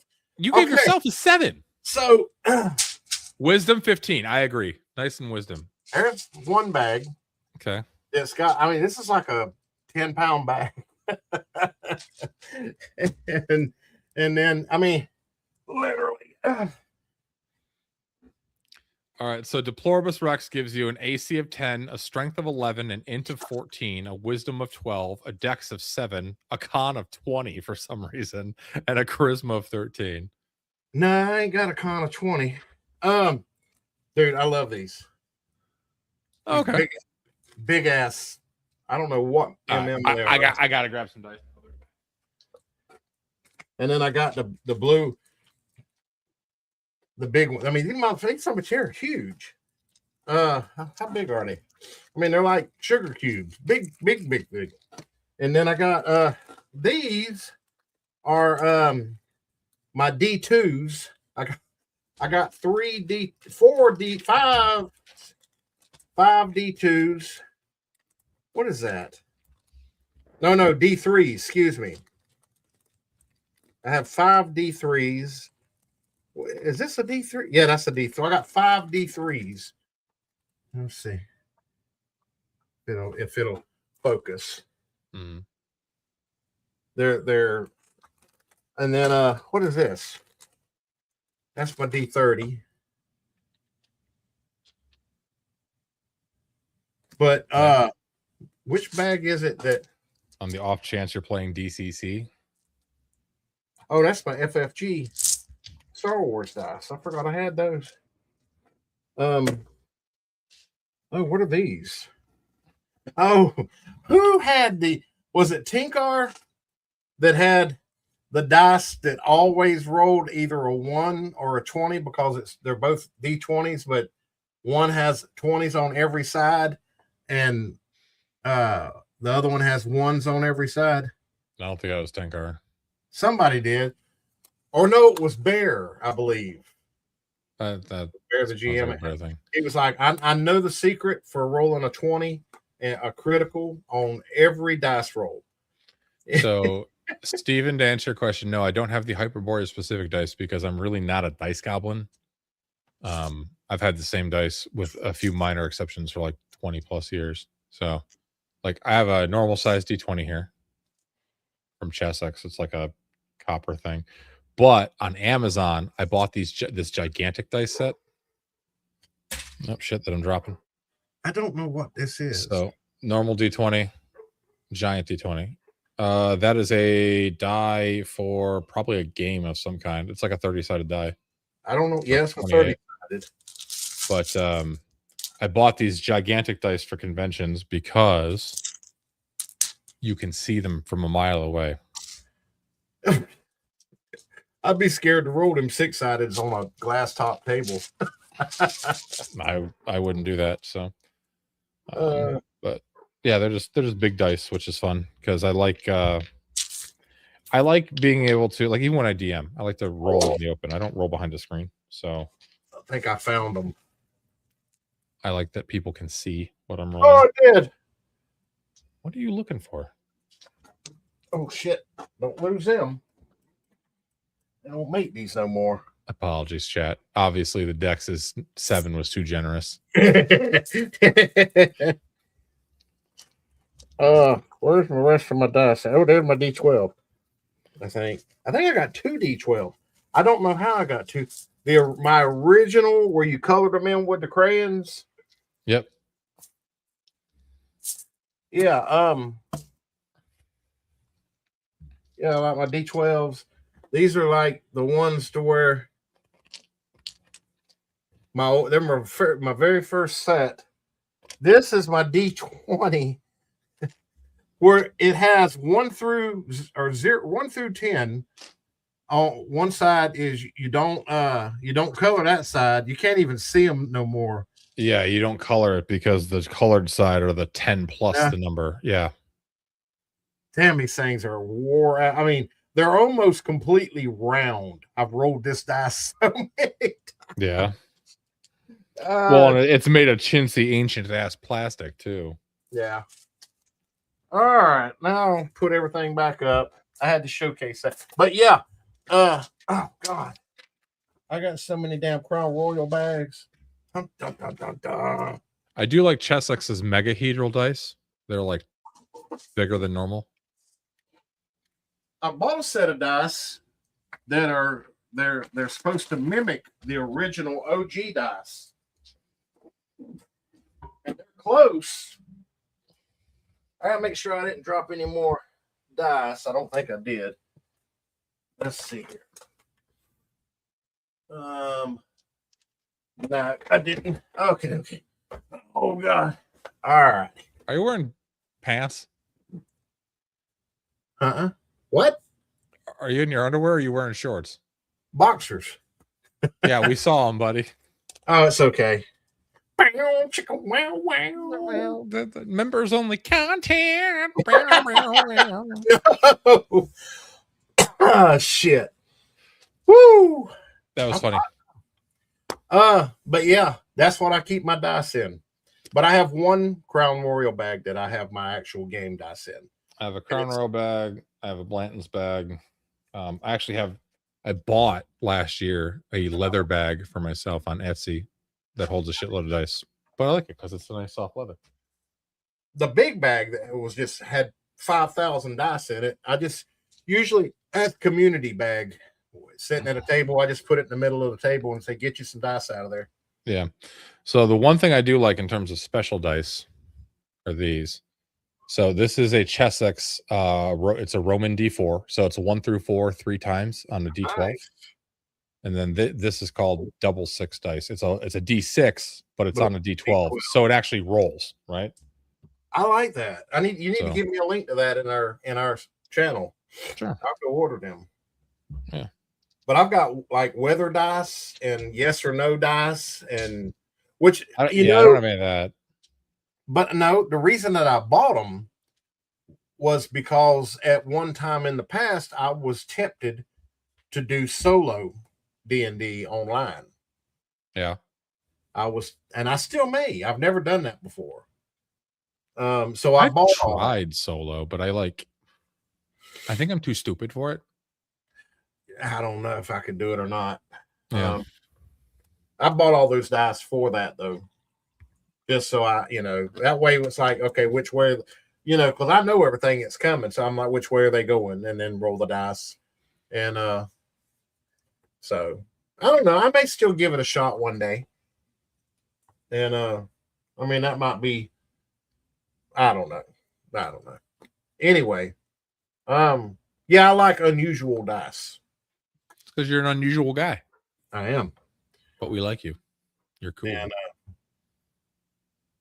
all right. Let's see here. Cantrips. Do you use them, and which ones do you use if you do use them? In BX or OSE, if I'm playing OSE, one of the OSE carcass crawlers has cantrips in it, and it's okay. For the most part, really no. Like if I'm playing AD&D First Edition and they want to take a cantrip, sure, it costs the first level spell slot though, so okay. Here. Cantrips, in my opinion, are kind of a crutch of 5e, and as we all know, yeah. baby. I use them. Let me see if I can share screen. Window. Boom. I use cantrips, but I only have 4: Spark, Clamor, Dart, and Pause. And the way those work is the magic user gets this one spell at level 1, and then depending on his intelligence dictates how many cantrips he can have. Mm-hmm. And he has to memorize them each day like he does his regular spells, and he can only cast them once. And it works pretty well. And where'd that class come from?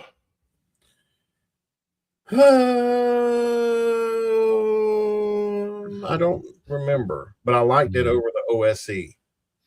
Okay. I don't remember where I got it from. Not BX Essentials. Could it have been Blue Homes, maybe? I don't have Blue Home. I think it might have been Blue Home where I got that. I can't remember. And are the cantrips an unlimited number of times per day? Huh? Are the cantrips for that magic user an unlimited number of times per day? No, you memorize them like a regular spell. Oh, okay. So if your intelligence gives you 4, then you can memorize, and you can double memorize, and then you have to memorize them each day as a cantrip. But there's only one DD, and let's see here, Dart. It only does 1d4 damage. So there's nothing in it overpowered. The other one is Pause, where the creature must make a save versus spell or lose one entire round which is actually really powerful. If he fails to save. But like I say, it's been working really well. I like them. So, but I only allow the magic user class to do that. Gotcha.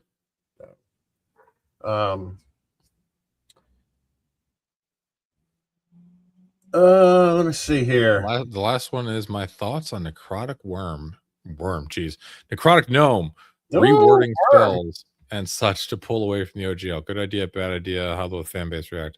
Overall, good idea. I think being at the being somewhat vulnerable to wizards is not good. How will the fan base react to this? Well, countless other games have moved away from the OGL and had to change spell names.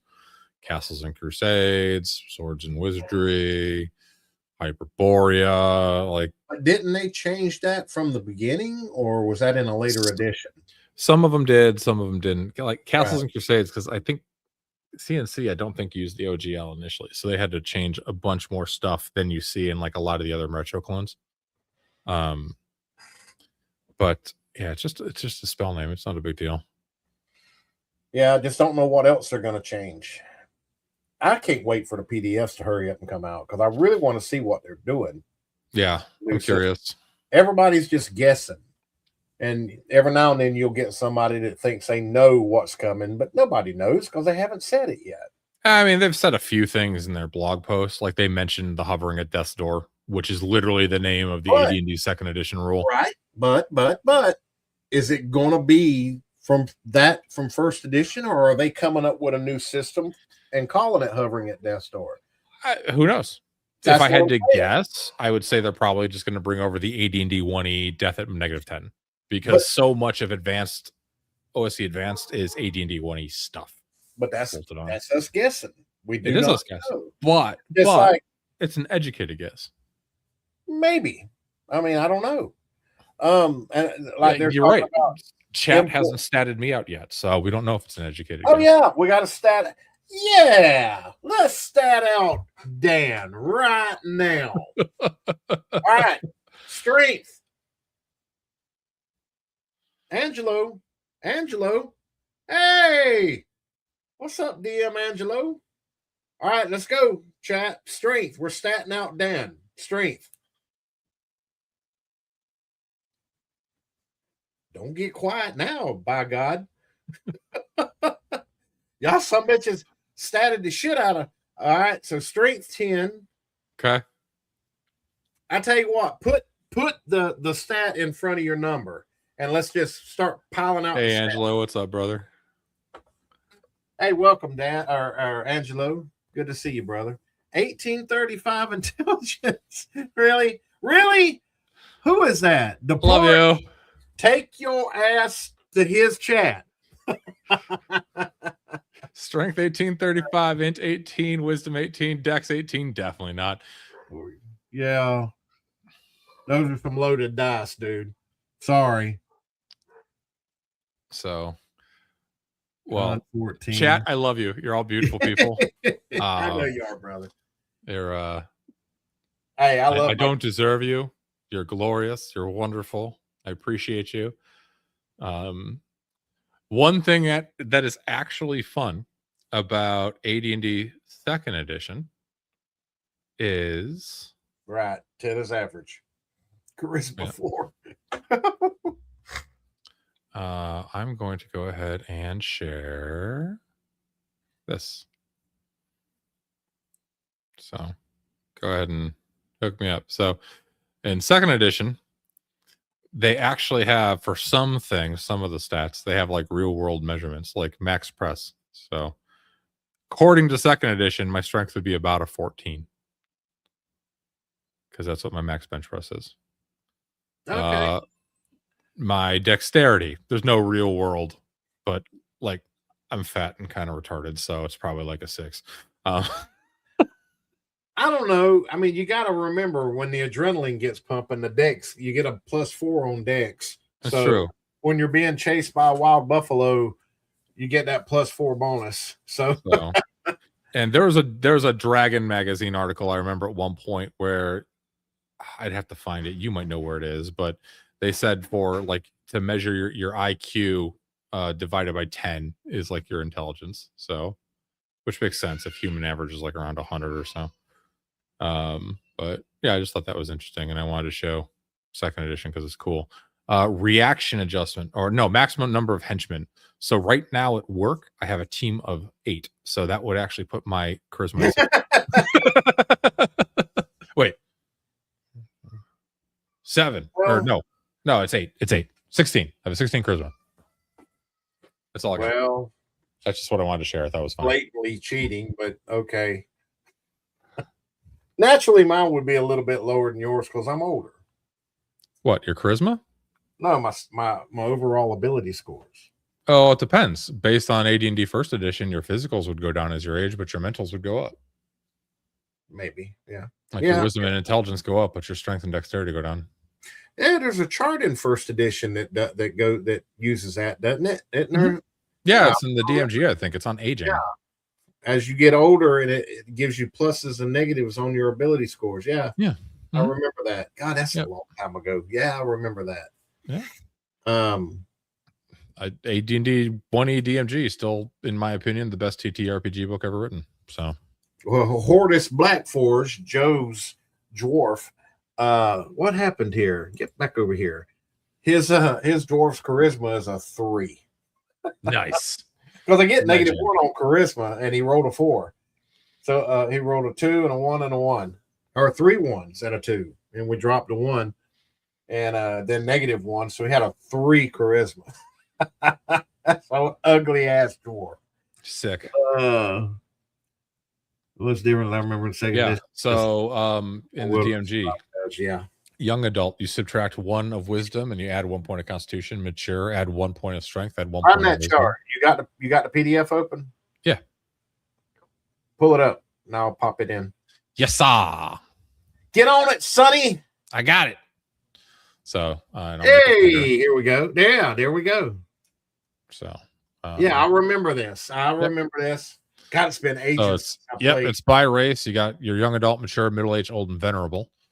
But young adult, less 1 wisdom. What would the age of 60 be? I'd be old, I guess. For a human, you would be middle-aged, technically. You have 1 more year. Oh, yeah, I'm not even looking up here. 60? Really? Yeah. I'm still considered middle-aged? Yeah.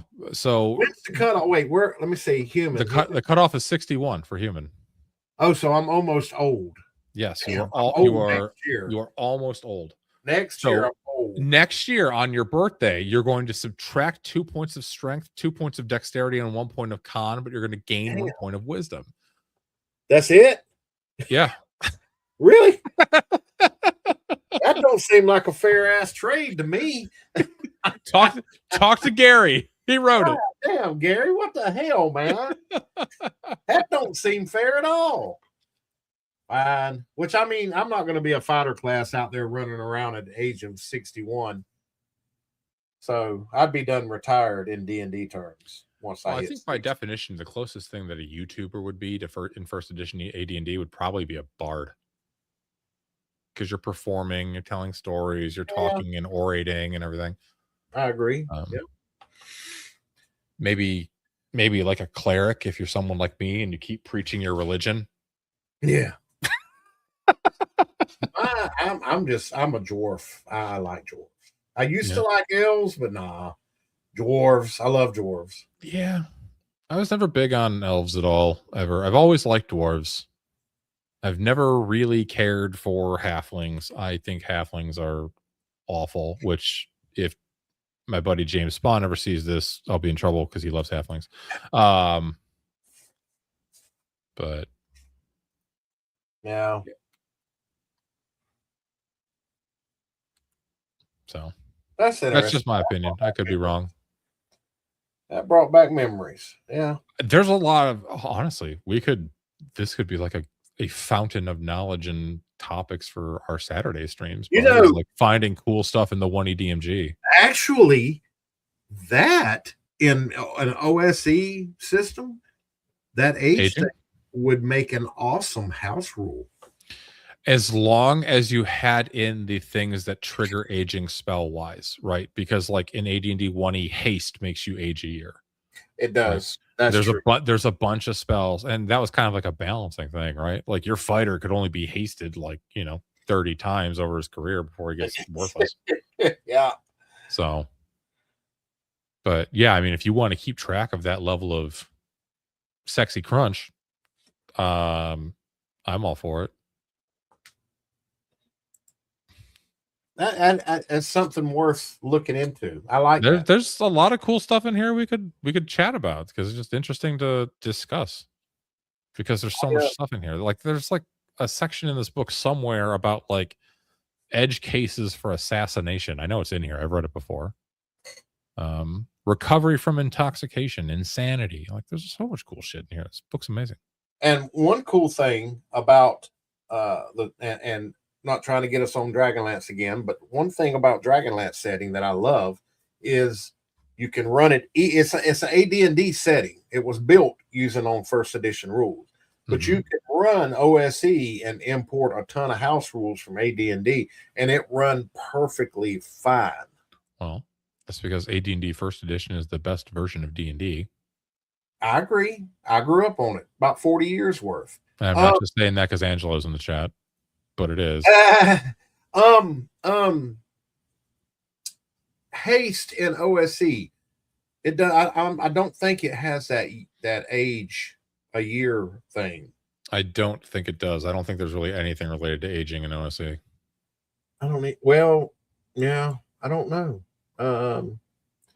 Let me pull it up. Let me see here. Too late. You got it? Yep. Okay. Aging. I got to get new hard drives. These portable hard drives are. Yeah. Get over there. There's foraging. Do a page search for haste, or find it. Yeah. What is this? What is this? Okay. This is the Advanced Fantasy Player's Guide. Go to the spells. What level? Yeah. Yeah. I don't think there's any sort of like aging mechanics. 24 movement, maximum attacks, the number, which is odd. I think that may have been just something that Gary added in with AD&D. What, the aging mechanics? Yeah. Yeah, he definitely did. I don't know if any of that is in the BX set. No, I don't think it is. That's all AD&D 1E. So like even this, if I go to haste, which I was just looking at that spell last night in Bill Sylvie's game, because don't you miss the hyperlinks? I do. Damn. All right, here we go. This should be right here. There, right there. Blow it up. Aye, Captain. We can read it. There we go. Put a geriatric. Whoop. Much. Too high. Okay, here we go. One time the function of double. That creature is 6 foot per 1 time per round. Spelled more rapid number of creature. Where does it say the year at? It's the last sentence. Additionally, the spell ages the recipients to the speed map. It doesn't actually give you the years that it ages you until you get to the DMG. That's what it tells you. Okay. So, I went ahead to the Boot Hill portion. Sorry. Well, don't get Angelo strung out on that because he's a big Boot Hill fan. Dude, I really want to play in a Boot Hill game. So it's not my thing. Why not? Cowboys are great. I mean, if they're John Wayne, yeah. Yeah. Oh, here, it's down here. Unnatural aging. Whoop, that's big. Yeah, where it's the spells. Yeah. Yep. Yeah. So imbibing a speed potion or under a haste spell is 1 year. Limited wish is 1. Casting limited wish. Casting alter reality is 3. Yeah. So is resurrection and wish. Restoration's 2. Gate is 5. 5. That's brutal. Which, if you're an elf, you don't really give a damn. Right. But if you're a human, you definitely do. Shit, yeah, you do. That's why you don't see too many players playing a human wizard. Well, but like if you go back to Greyhawk and you're the Circle of 8 or whatever, how many of them are humans? 85-90% of them. So pretty sure most of them are human. I'm not a Greyhawk guy, so I got to rely on you for that knowledge. There's a half elf in the. Well, I mean, that is this pre-Vecma TPK in them or post. Or I legitimately don't know the lore because I was never a Greyhawk kid. I think they were all human until Vecna got a hold of them. And Vecna Bigby, Bucknard, Dromage, Leomund, Nystal, Otto. They're all human. But then afterward, when he wiped out the circle, except for Mordenkainen, I believe they brought a half-elf in. Angelo, you want to pop in on that? I believe they brought a half-elf in because there's a multi-class. Almost positive there's a multi-class. Or was it an elf? I think it was a half-elf. And it was a female, a woman. Rari of Ket is the ruler of the Elf was Brightlands. a He's level human. 16 wizard, I believe. Bigby's human. Autoluke is human. Bucknard, it doesn't stay. He's human. And the Greyhawk wiki doesn't have links for Leomund, Dromage, Nystal, and Otto. Melf's Acid Arrow. He had 3 or 4 spells. Who? Melf. Melf's Acid Arrow, Melf's Minute Meteors. There's another one. Yep. I forget. I'm getting old. Yeah, me too.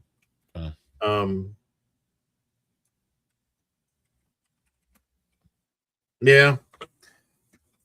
Angelo must have bolted. Or he had done popped in on. Damn, I wish he was still here because now let me. I'm gonna have to Google. Put my Google full. After Vecna killed the Circle of 8, who were the new members, race, and class? Go AI, go.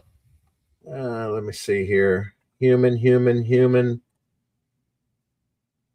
Theodane. I don't remember that name. Was a high elf wizard, but there was a female. Was it Tasha or Igwilf?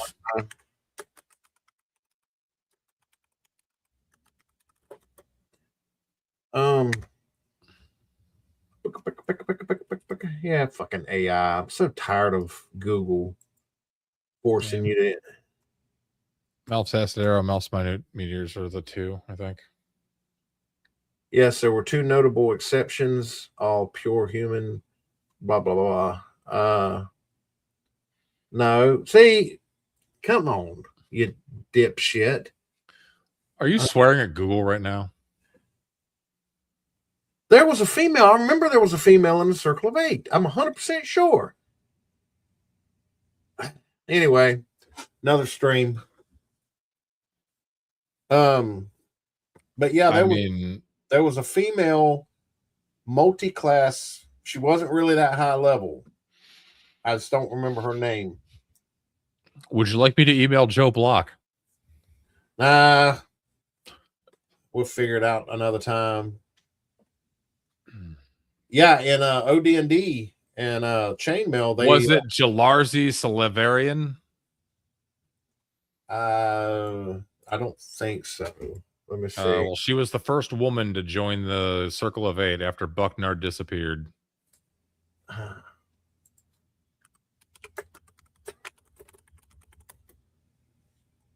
Let's see. Jalarzi Salivarian. No, she was a human. But there was a female. I'm almost positive. That bugs the shit out of me. Hold on. Wasn't there a female half-elf?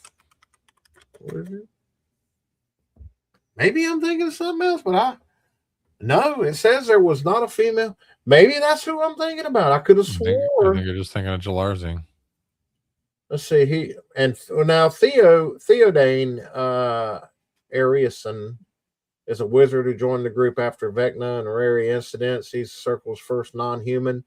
He was a male. Yeah. He was a high elf wizard. Well, sorry, buddy. I wasn't a Greyhawk guy, so. Yeah. Oh, there he is. He's mad. Hey, there wasn't a female half-elf. No, he just said Jalarzi. That's what I said. It was Jalarzi? What level was Jalarzi? She was a level 13 magic user, level 2 archmage, according to this page. She was low level. Yeah. 12. Yeah. It's been so long. I mean, I haven't really kept up with the politics of Greyhawk in 100 years. But well, that would put you at venerable human, which would reduce your strength and dexterity and constitution by 1 each and give you +1 to int and whiz. Yeah. Damn it. You're welcome. Yeah, I mean, love me some Greyhawk, but I mean, I'm at the point to where I've played in the world of Greyhawk for so many decades that I'm just looking for something different. That's why I've been focusing on Dragonlance so much. It's because I'm looking for something different, you know, just a change of pace. I've run so many World of Greyhawk campaigns and adventures. It's ridiculous. And I mean, I figured it out. It's 49 years of playing this game. And damn, you old. Started playing in 77, and I DM'd my first game in, I believe, 81. I believe. Damn, you old. Sorry. 49 years I've been playing this game.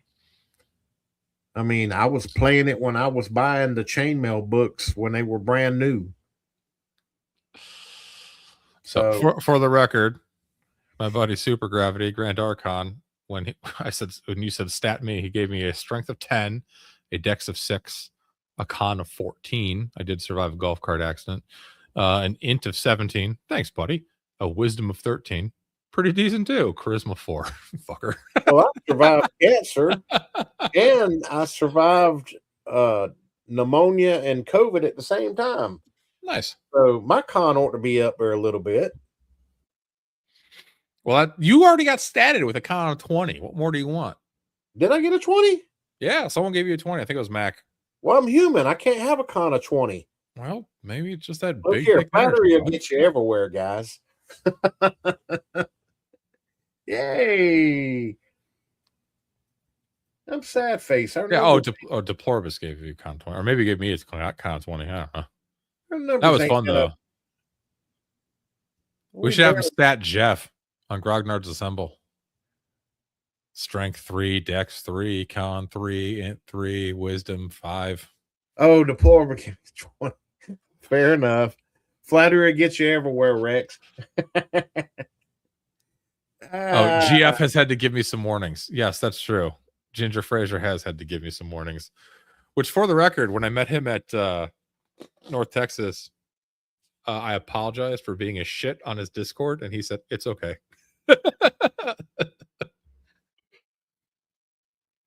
Damn. Yeah, no, those guys were super cool. I met Spencer and Matt and Nick. They were awesome. But, well, one of these days, James, when you do go to a con, I'll have to go to that same con. Or I may go to one of yours. That'd be fine, too. Where are you at again? I'm outside of Chicago. So I have the power of O'Hare Airport and direct flights to basically anywhere I want. I mean, I flew all over the world, you know, in the past. I'm just, with all those you remember we went through that spurt where it was just every other day a plane was hitting the ground? Yes, I remember, with all the 737 MAX and 737 MAX 800 issues, yes. Now I'm kind of skittish about getting on a plane. Because I was actually, all that stuff was going on. I had a client in DC that I had to go to once a month, and I remember checking every single flight and only booking the ones that were Airbus 321s. Yeah. Oh, the booster shot gave me a +2. Okay. All right. Techno babbles from Bridgeport outside of Chicago. I grew up in Schaumburg and I live in Elgin now, Techno. So, small world. Yeah, I'm finding more and more people from the Florida area since we've got this thing. There's a lot of Florida. There's a decent amount of Illinois, like Chicagoland area. Yeah. And a lot of the streams. There's a lot of like New York, New Jersey guys.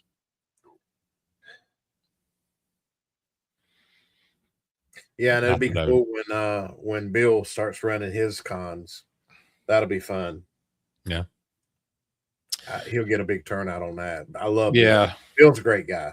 Bill's a good dude. See you, Angelo. Have a great night, buddy. Later, Angelo. Appreciate you stopping by, brother. If you're streaming later, I'll come slum it in your chat. Oh God, what was I saying? That you love me. Bill. You miss me. I Bill love Sylvie. Bill. He's gonna have a great stream. Bill's great con. one of my favorite streamers for OSR. I like Bill. Hands down. Bill's not even OSR. Bill is strictly AD&D 1E. Bill's not OSR. Yeah. He's just OS. Well, him and Angelo are strictly 8. Well, yeah, but Angelo likes Boot Hill a lot, though. Yeah, he talks a lot about Boot Hill too. Me, I'm OSE. Are you OSE or UBX? You had that thing. You're like, I'm not even doing OSE anymore. I'm doing BX. No, and I've noticed my numbers dropping off with BX. I got to get back on OSE. I think you kind of had a niche with OSE because there's not a lot of OSE content creators. We get back on OSE. I'm gonna all my stuff's gonna be Hyperborea and probably Swords and Wizardry because whenever you upload a video, I know you promised. I'm holding you to that. I actually while I was at CNY in North Texas, I haven't uploaded a video, but I actually wrote outlines for now 4 videos that I'm gonna make. We'll get on that. I was talking to Tenkar and he gave me some pointers, and one of the things he said was to have some stuff in the pipeline so if something comes up you can release a new video even if you didn't have time to record one.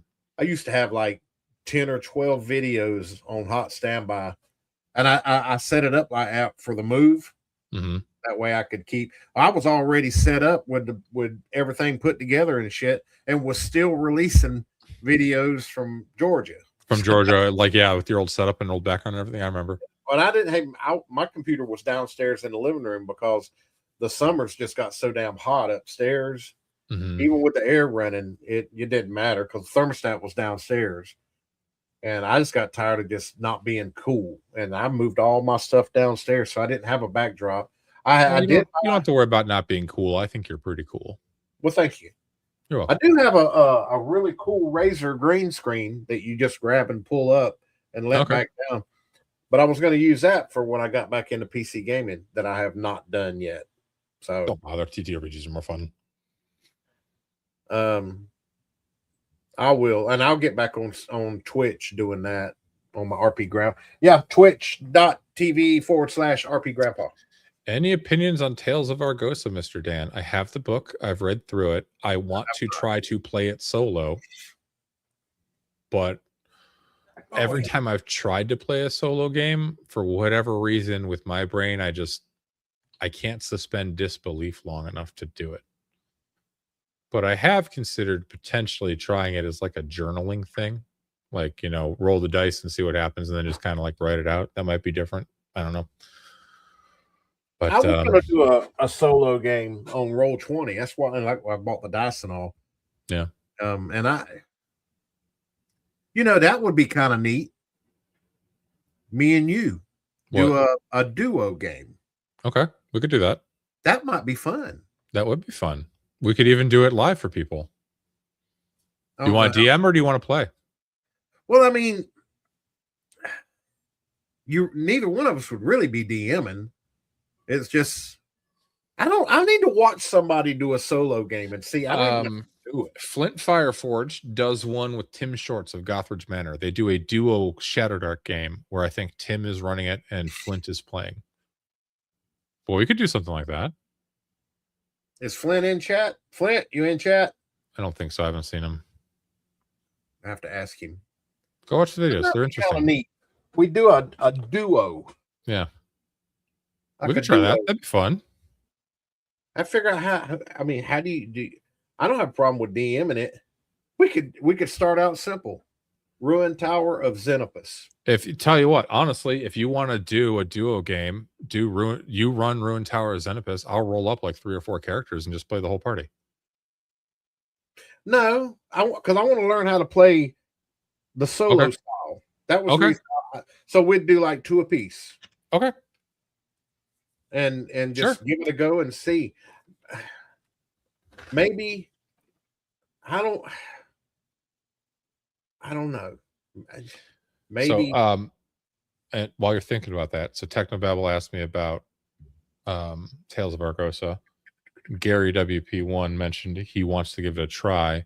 There is supposed to be a new Tales of Argosa Kickstarter this summer later for a box set where they are also going to do a reprint of the offset printing of the book. Oh, so just FYI.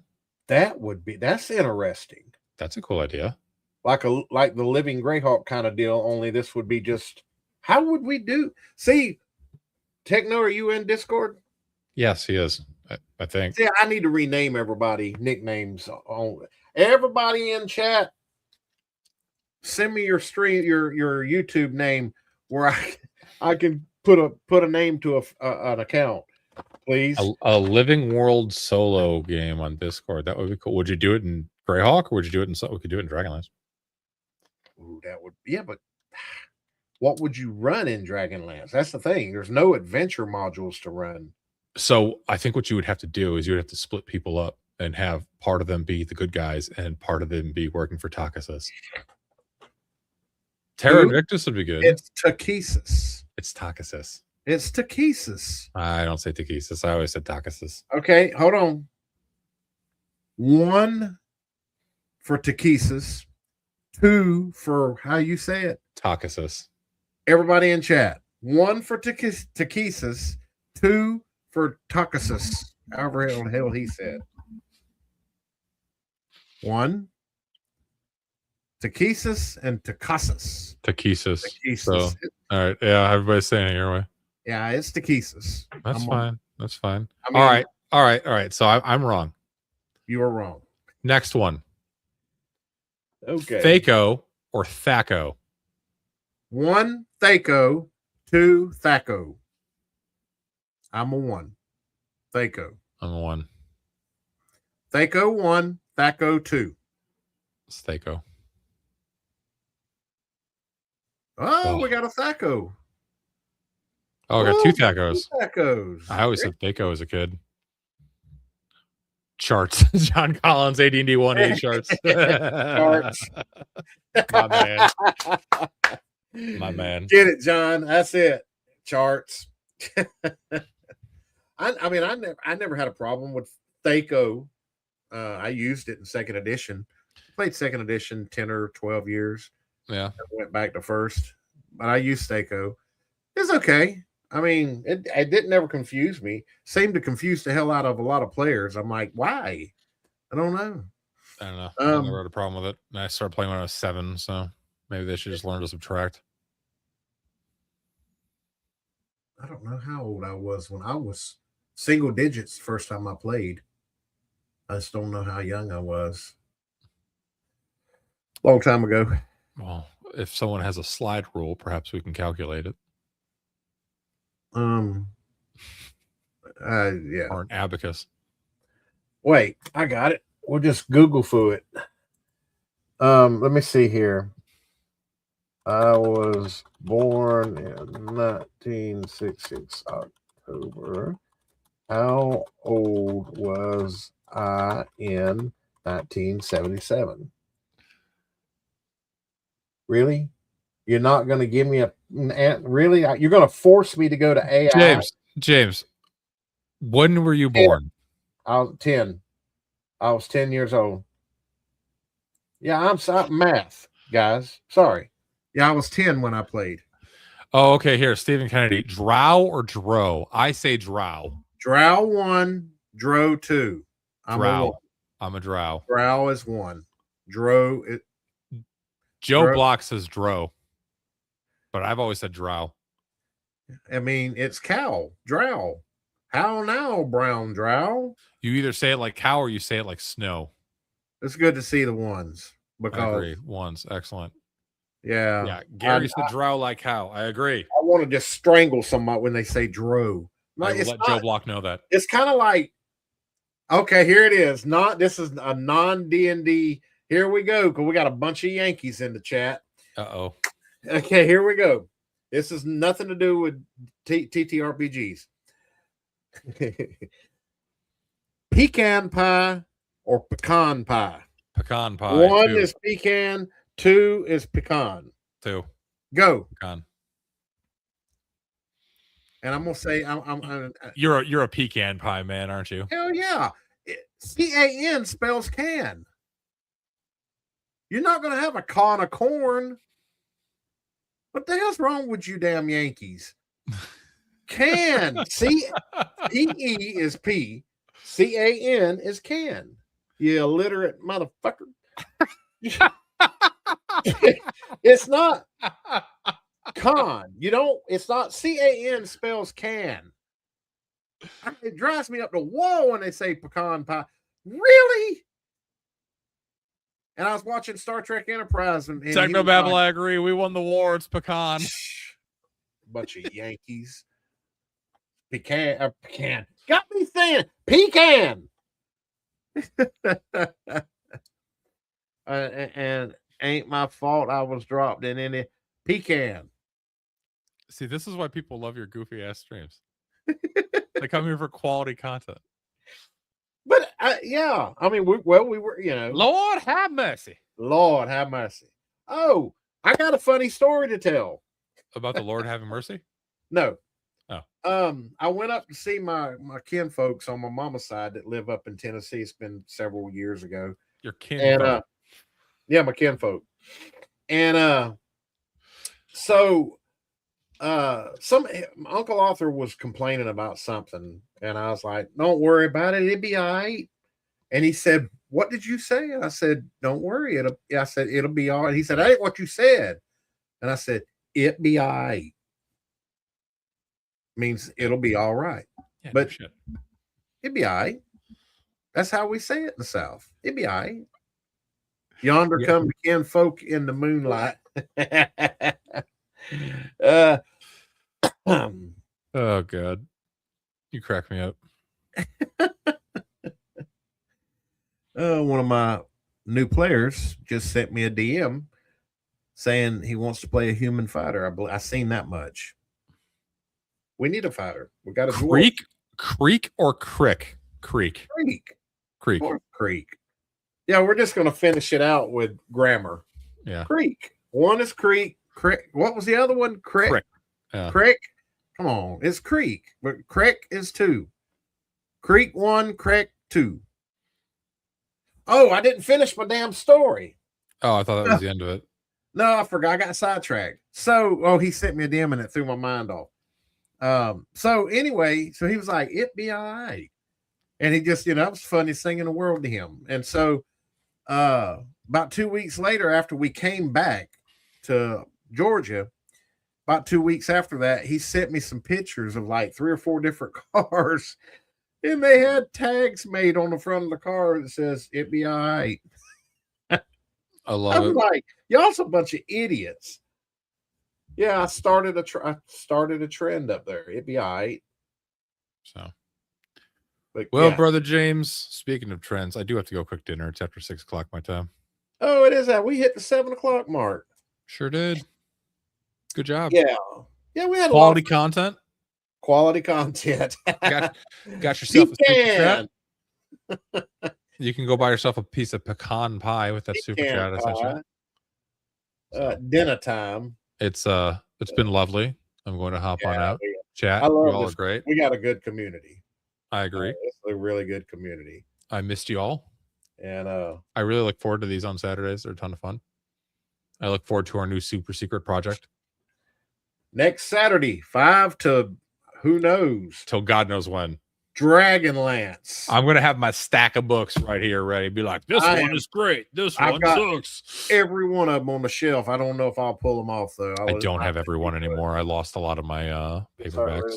A bunch of solo. Damn, that's old. I got to remember to hear it. There we go. But, yeah, all things Dragonlance next Saturday, 5 until whenever we get tired of talking about it. That might be a long time. Might be. I'll be prepared. Matter of fact, I might order pizza too. Hell yeah. Pizza party in Dragonlance. Yeah. Do it. That ain't a bad idea. Pizza party in Dragonlance. Go ahead and make the after this, make the stream. Get on my golf cart, ride down to the pizza shop and get me a pizza, because I'll eat half of it for supper. And then once we start streaming, I'll microwave them up, have them sitting right here. And nom, nom, nom, nom, nom. Well, that'll be good. Just make sure you wear some pants this time so we don't all see your boxer shorts again. Gosh, I won't. Or you have time. Maybe we can find Dragonlance themed boxer shorts. I've never seen those. I bet you they exist. I've never seen those. And believe me, I've looked for Dragonlance clothing because I bought like a couple of shirts. Oh yeah, you have to wear your Dragonlance shirt too. Yeah. You have one? I will in about 5 minutes. I've got two. I got Really? a Raceland shirt, and then my second one that I most recently bought is Kitiara, where she's got her. Do you know that ChatGPT? I had to trick ChatGPT to do a thumbnail with Kitiara with chains around her wrist because it was enslavement. No, just say it's her kink or whatever. Yeah, so a sexual kink, and it'll poof. There you go. Yeah. See, then now we've come full circle. Find me some Kinder shorts. Oh, and we can talk about we can have a segment in there on the Dragonlance. We can go over the classes that I've done for because I've had to homebrew some classes for OSE, like Kinder and half Kinder. Yeah. And yeah. Oh man, next Saturday's gonna be a lot of fun. I agree. We should and me and Dan we just started talking about a very important topic that we're not going to get into. It's a secret project. It is something that we're contemplating on doing. World domination. I think it's a good move.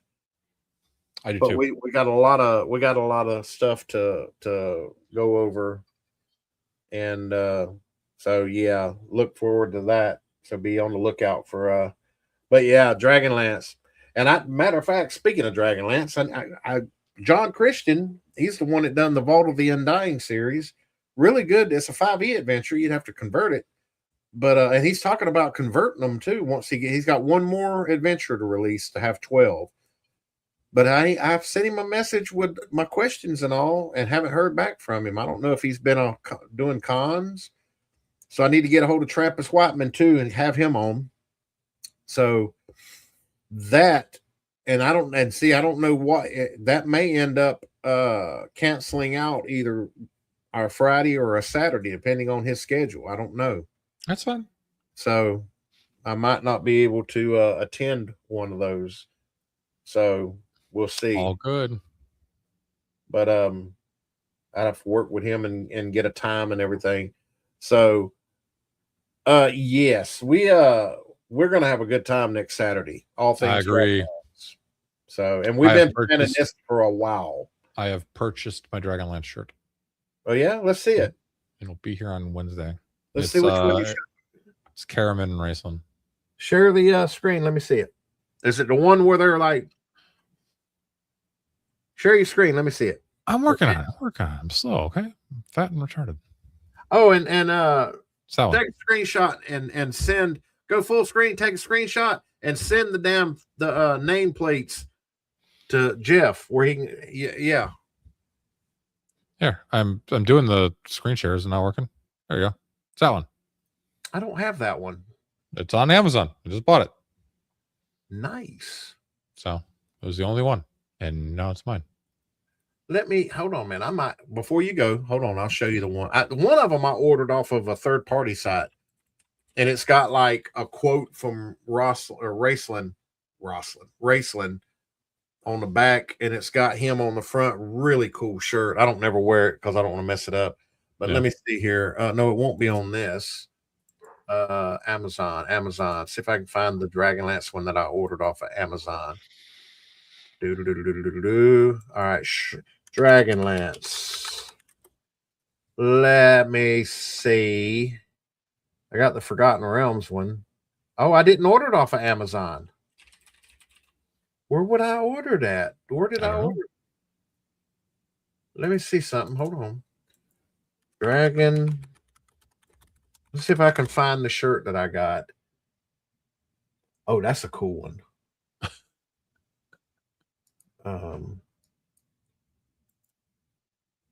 Shit.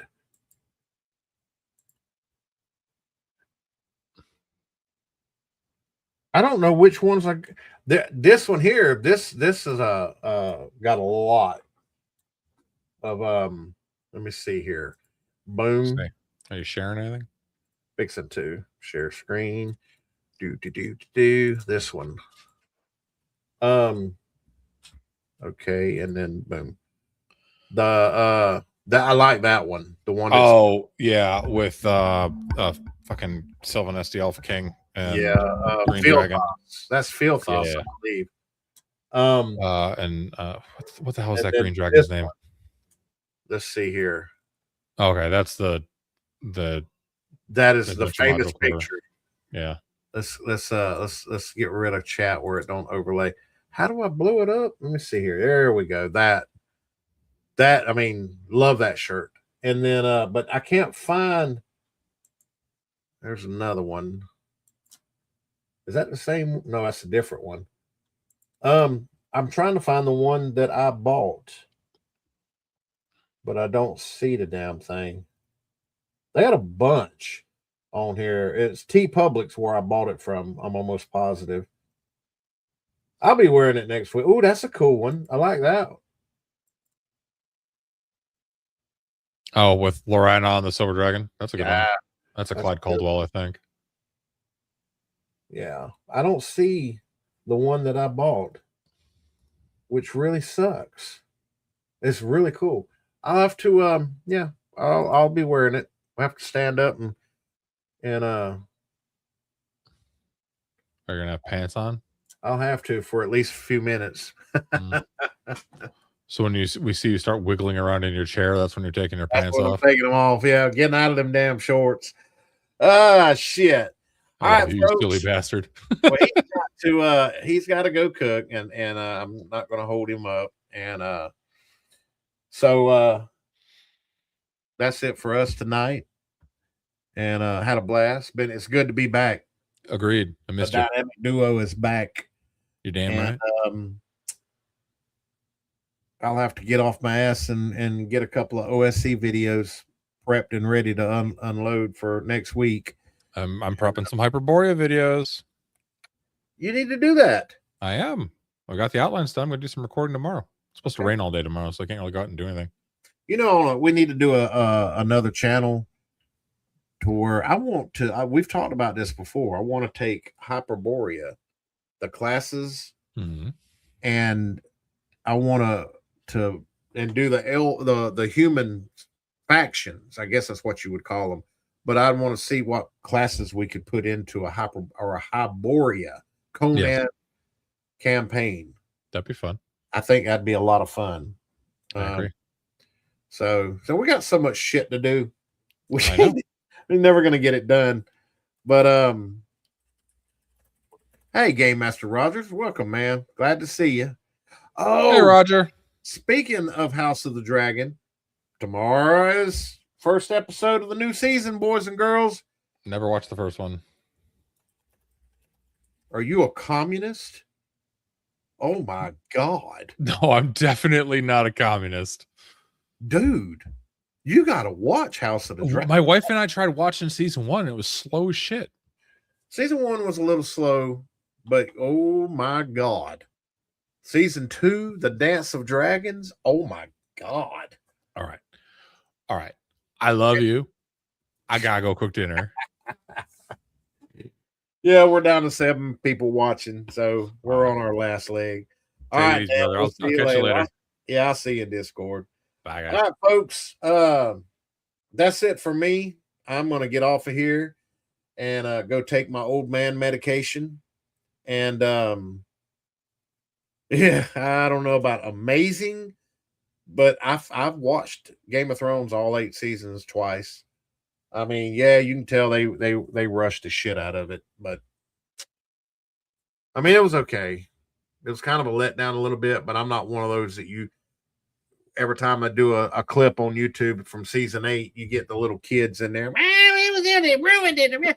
No, they didn't ruin it. They just they were very lazy on the script for the last season. So, and then having Arya be the one to kill the Night King instead of Jon Snow that we built up for 7.5 seasons. Really? I don't. That part pissed me off because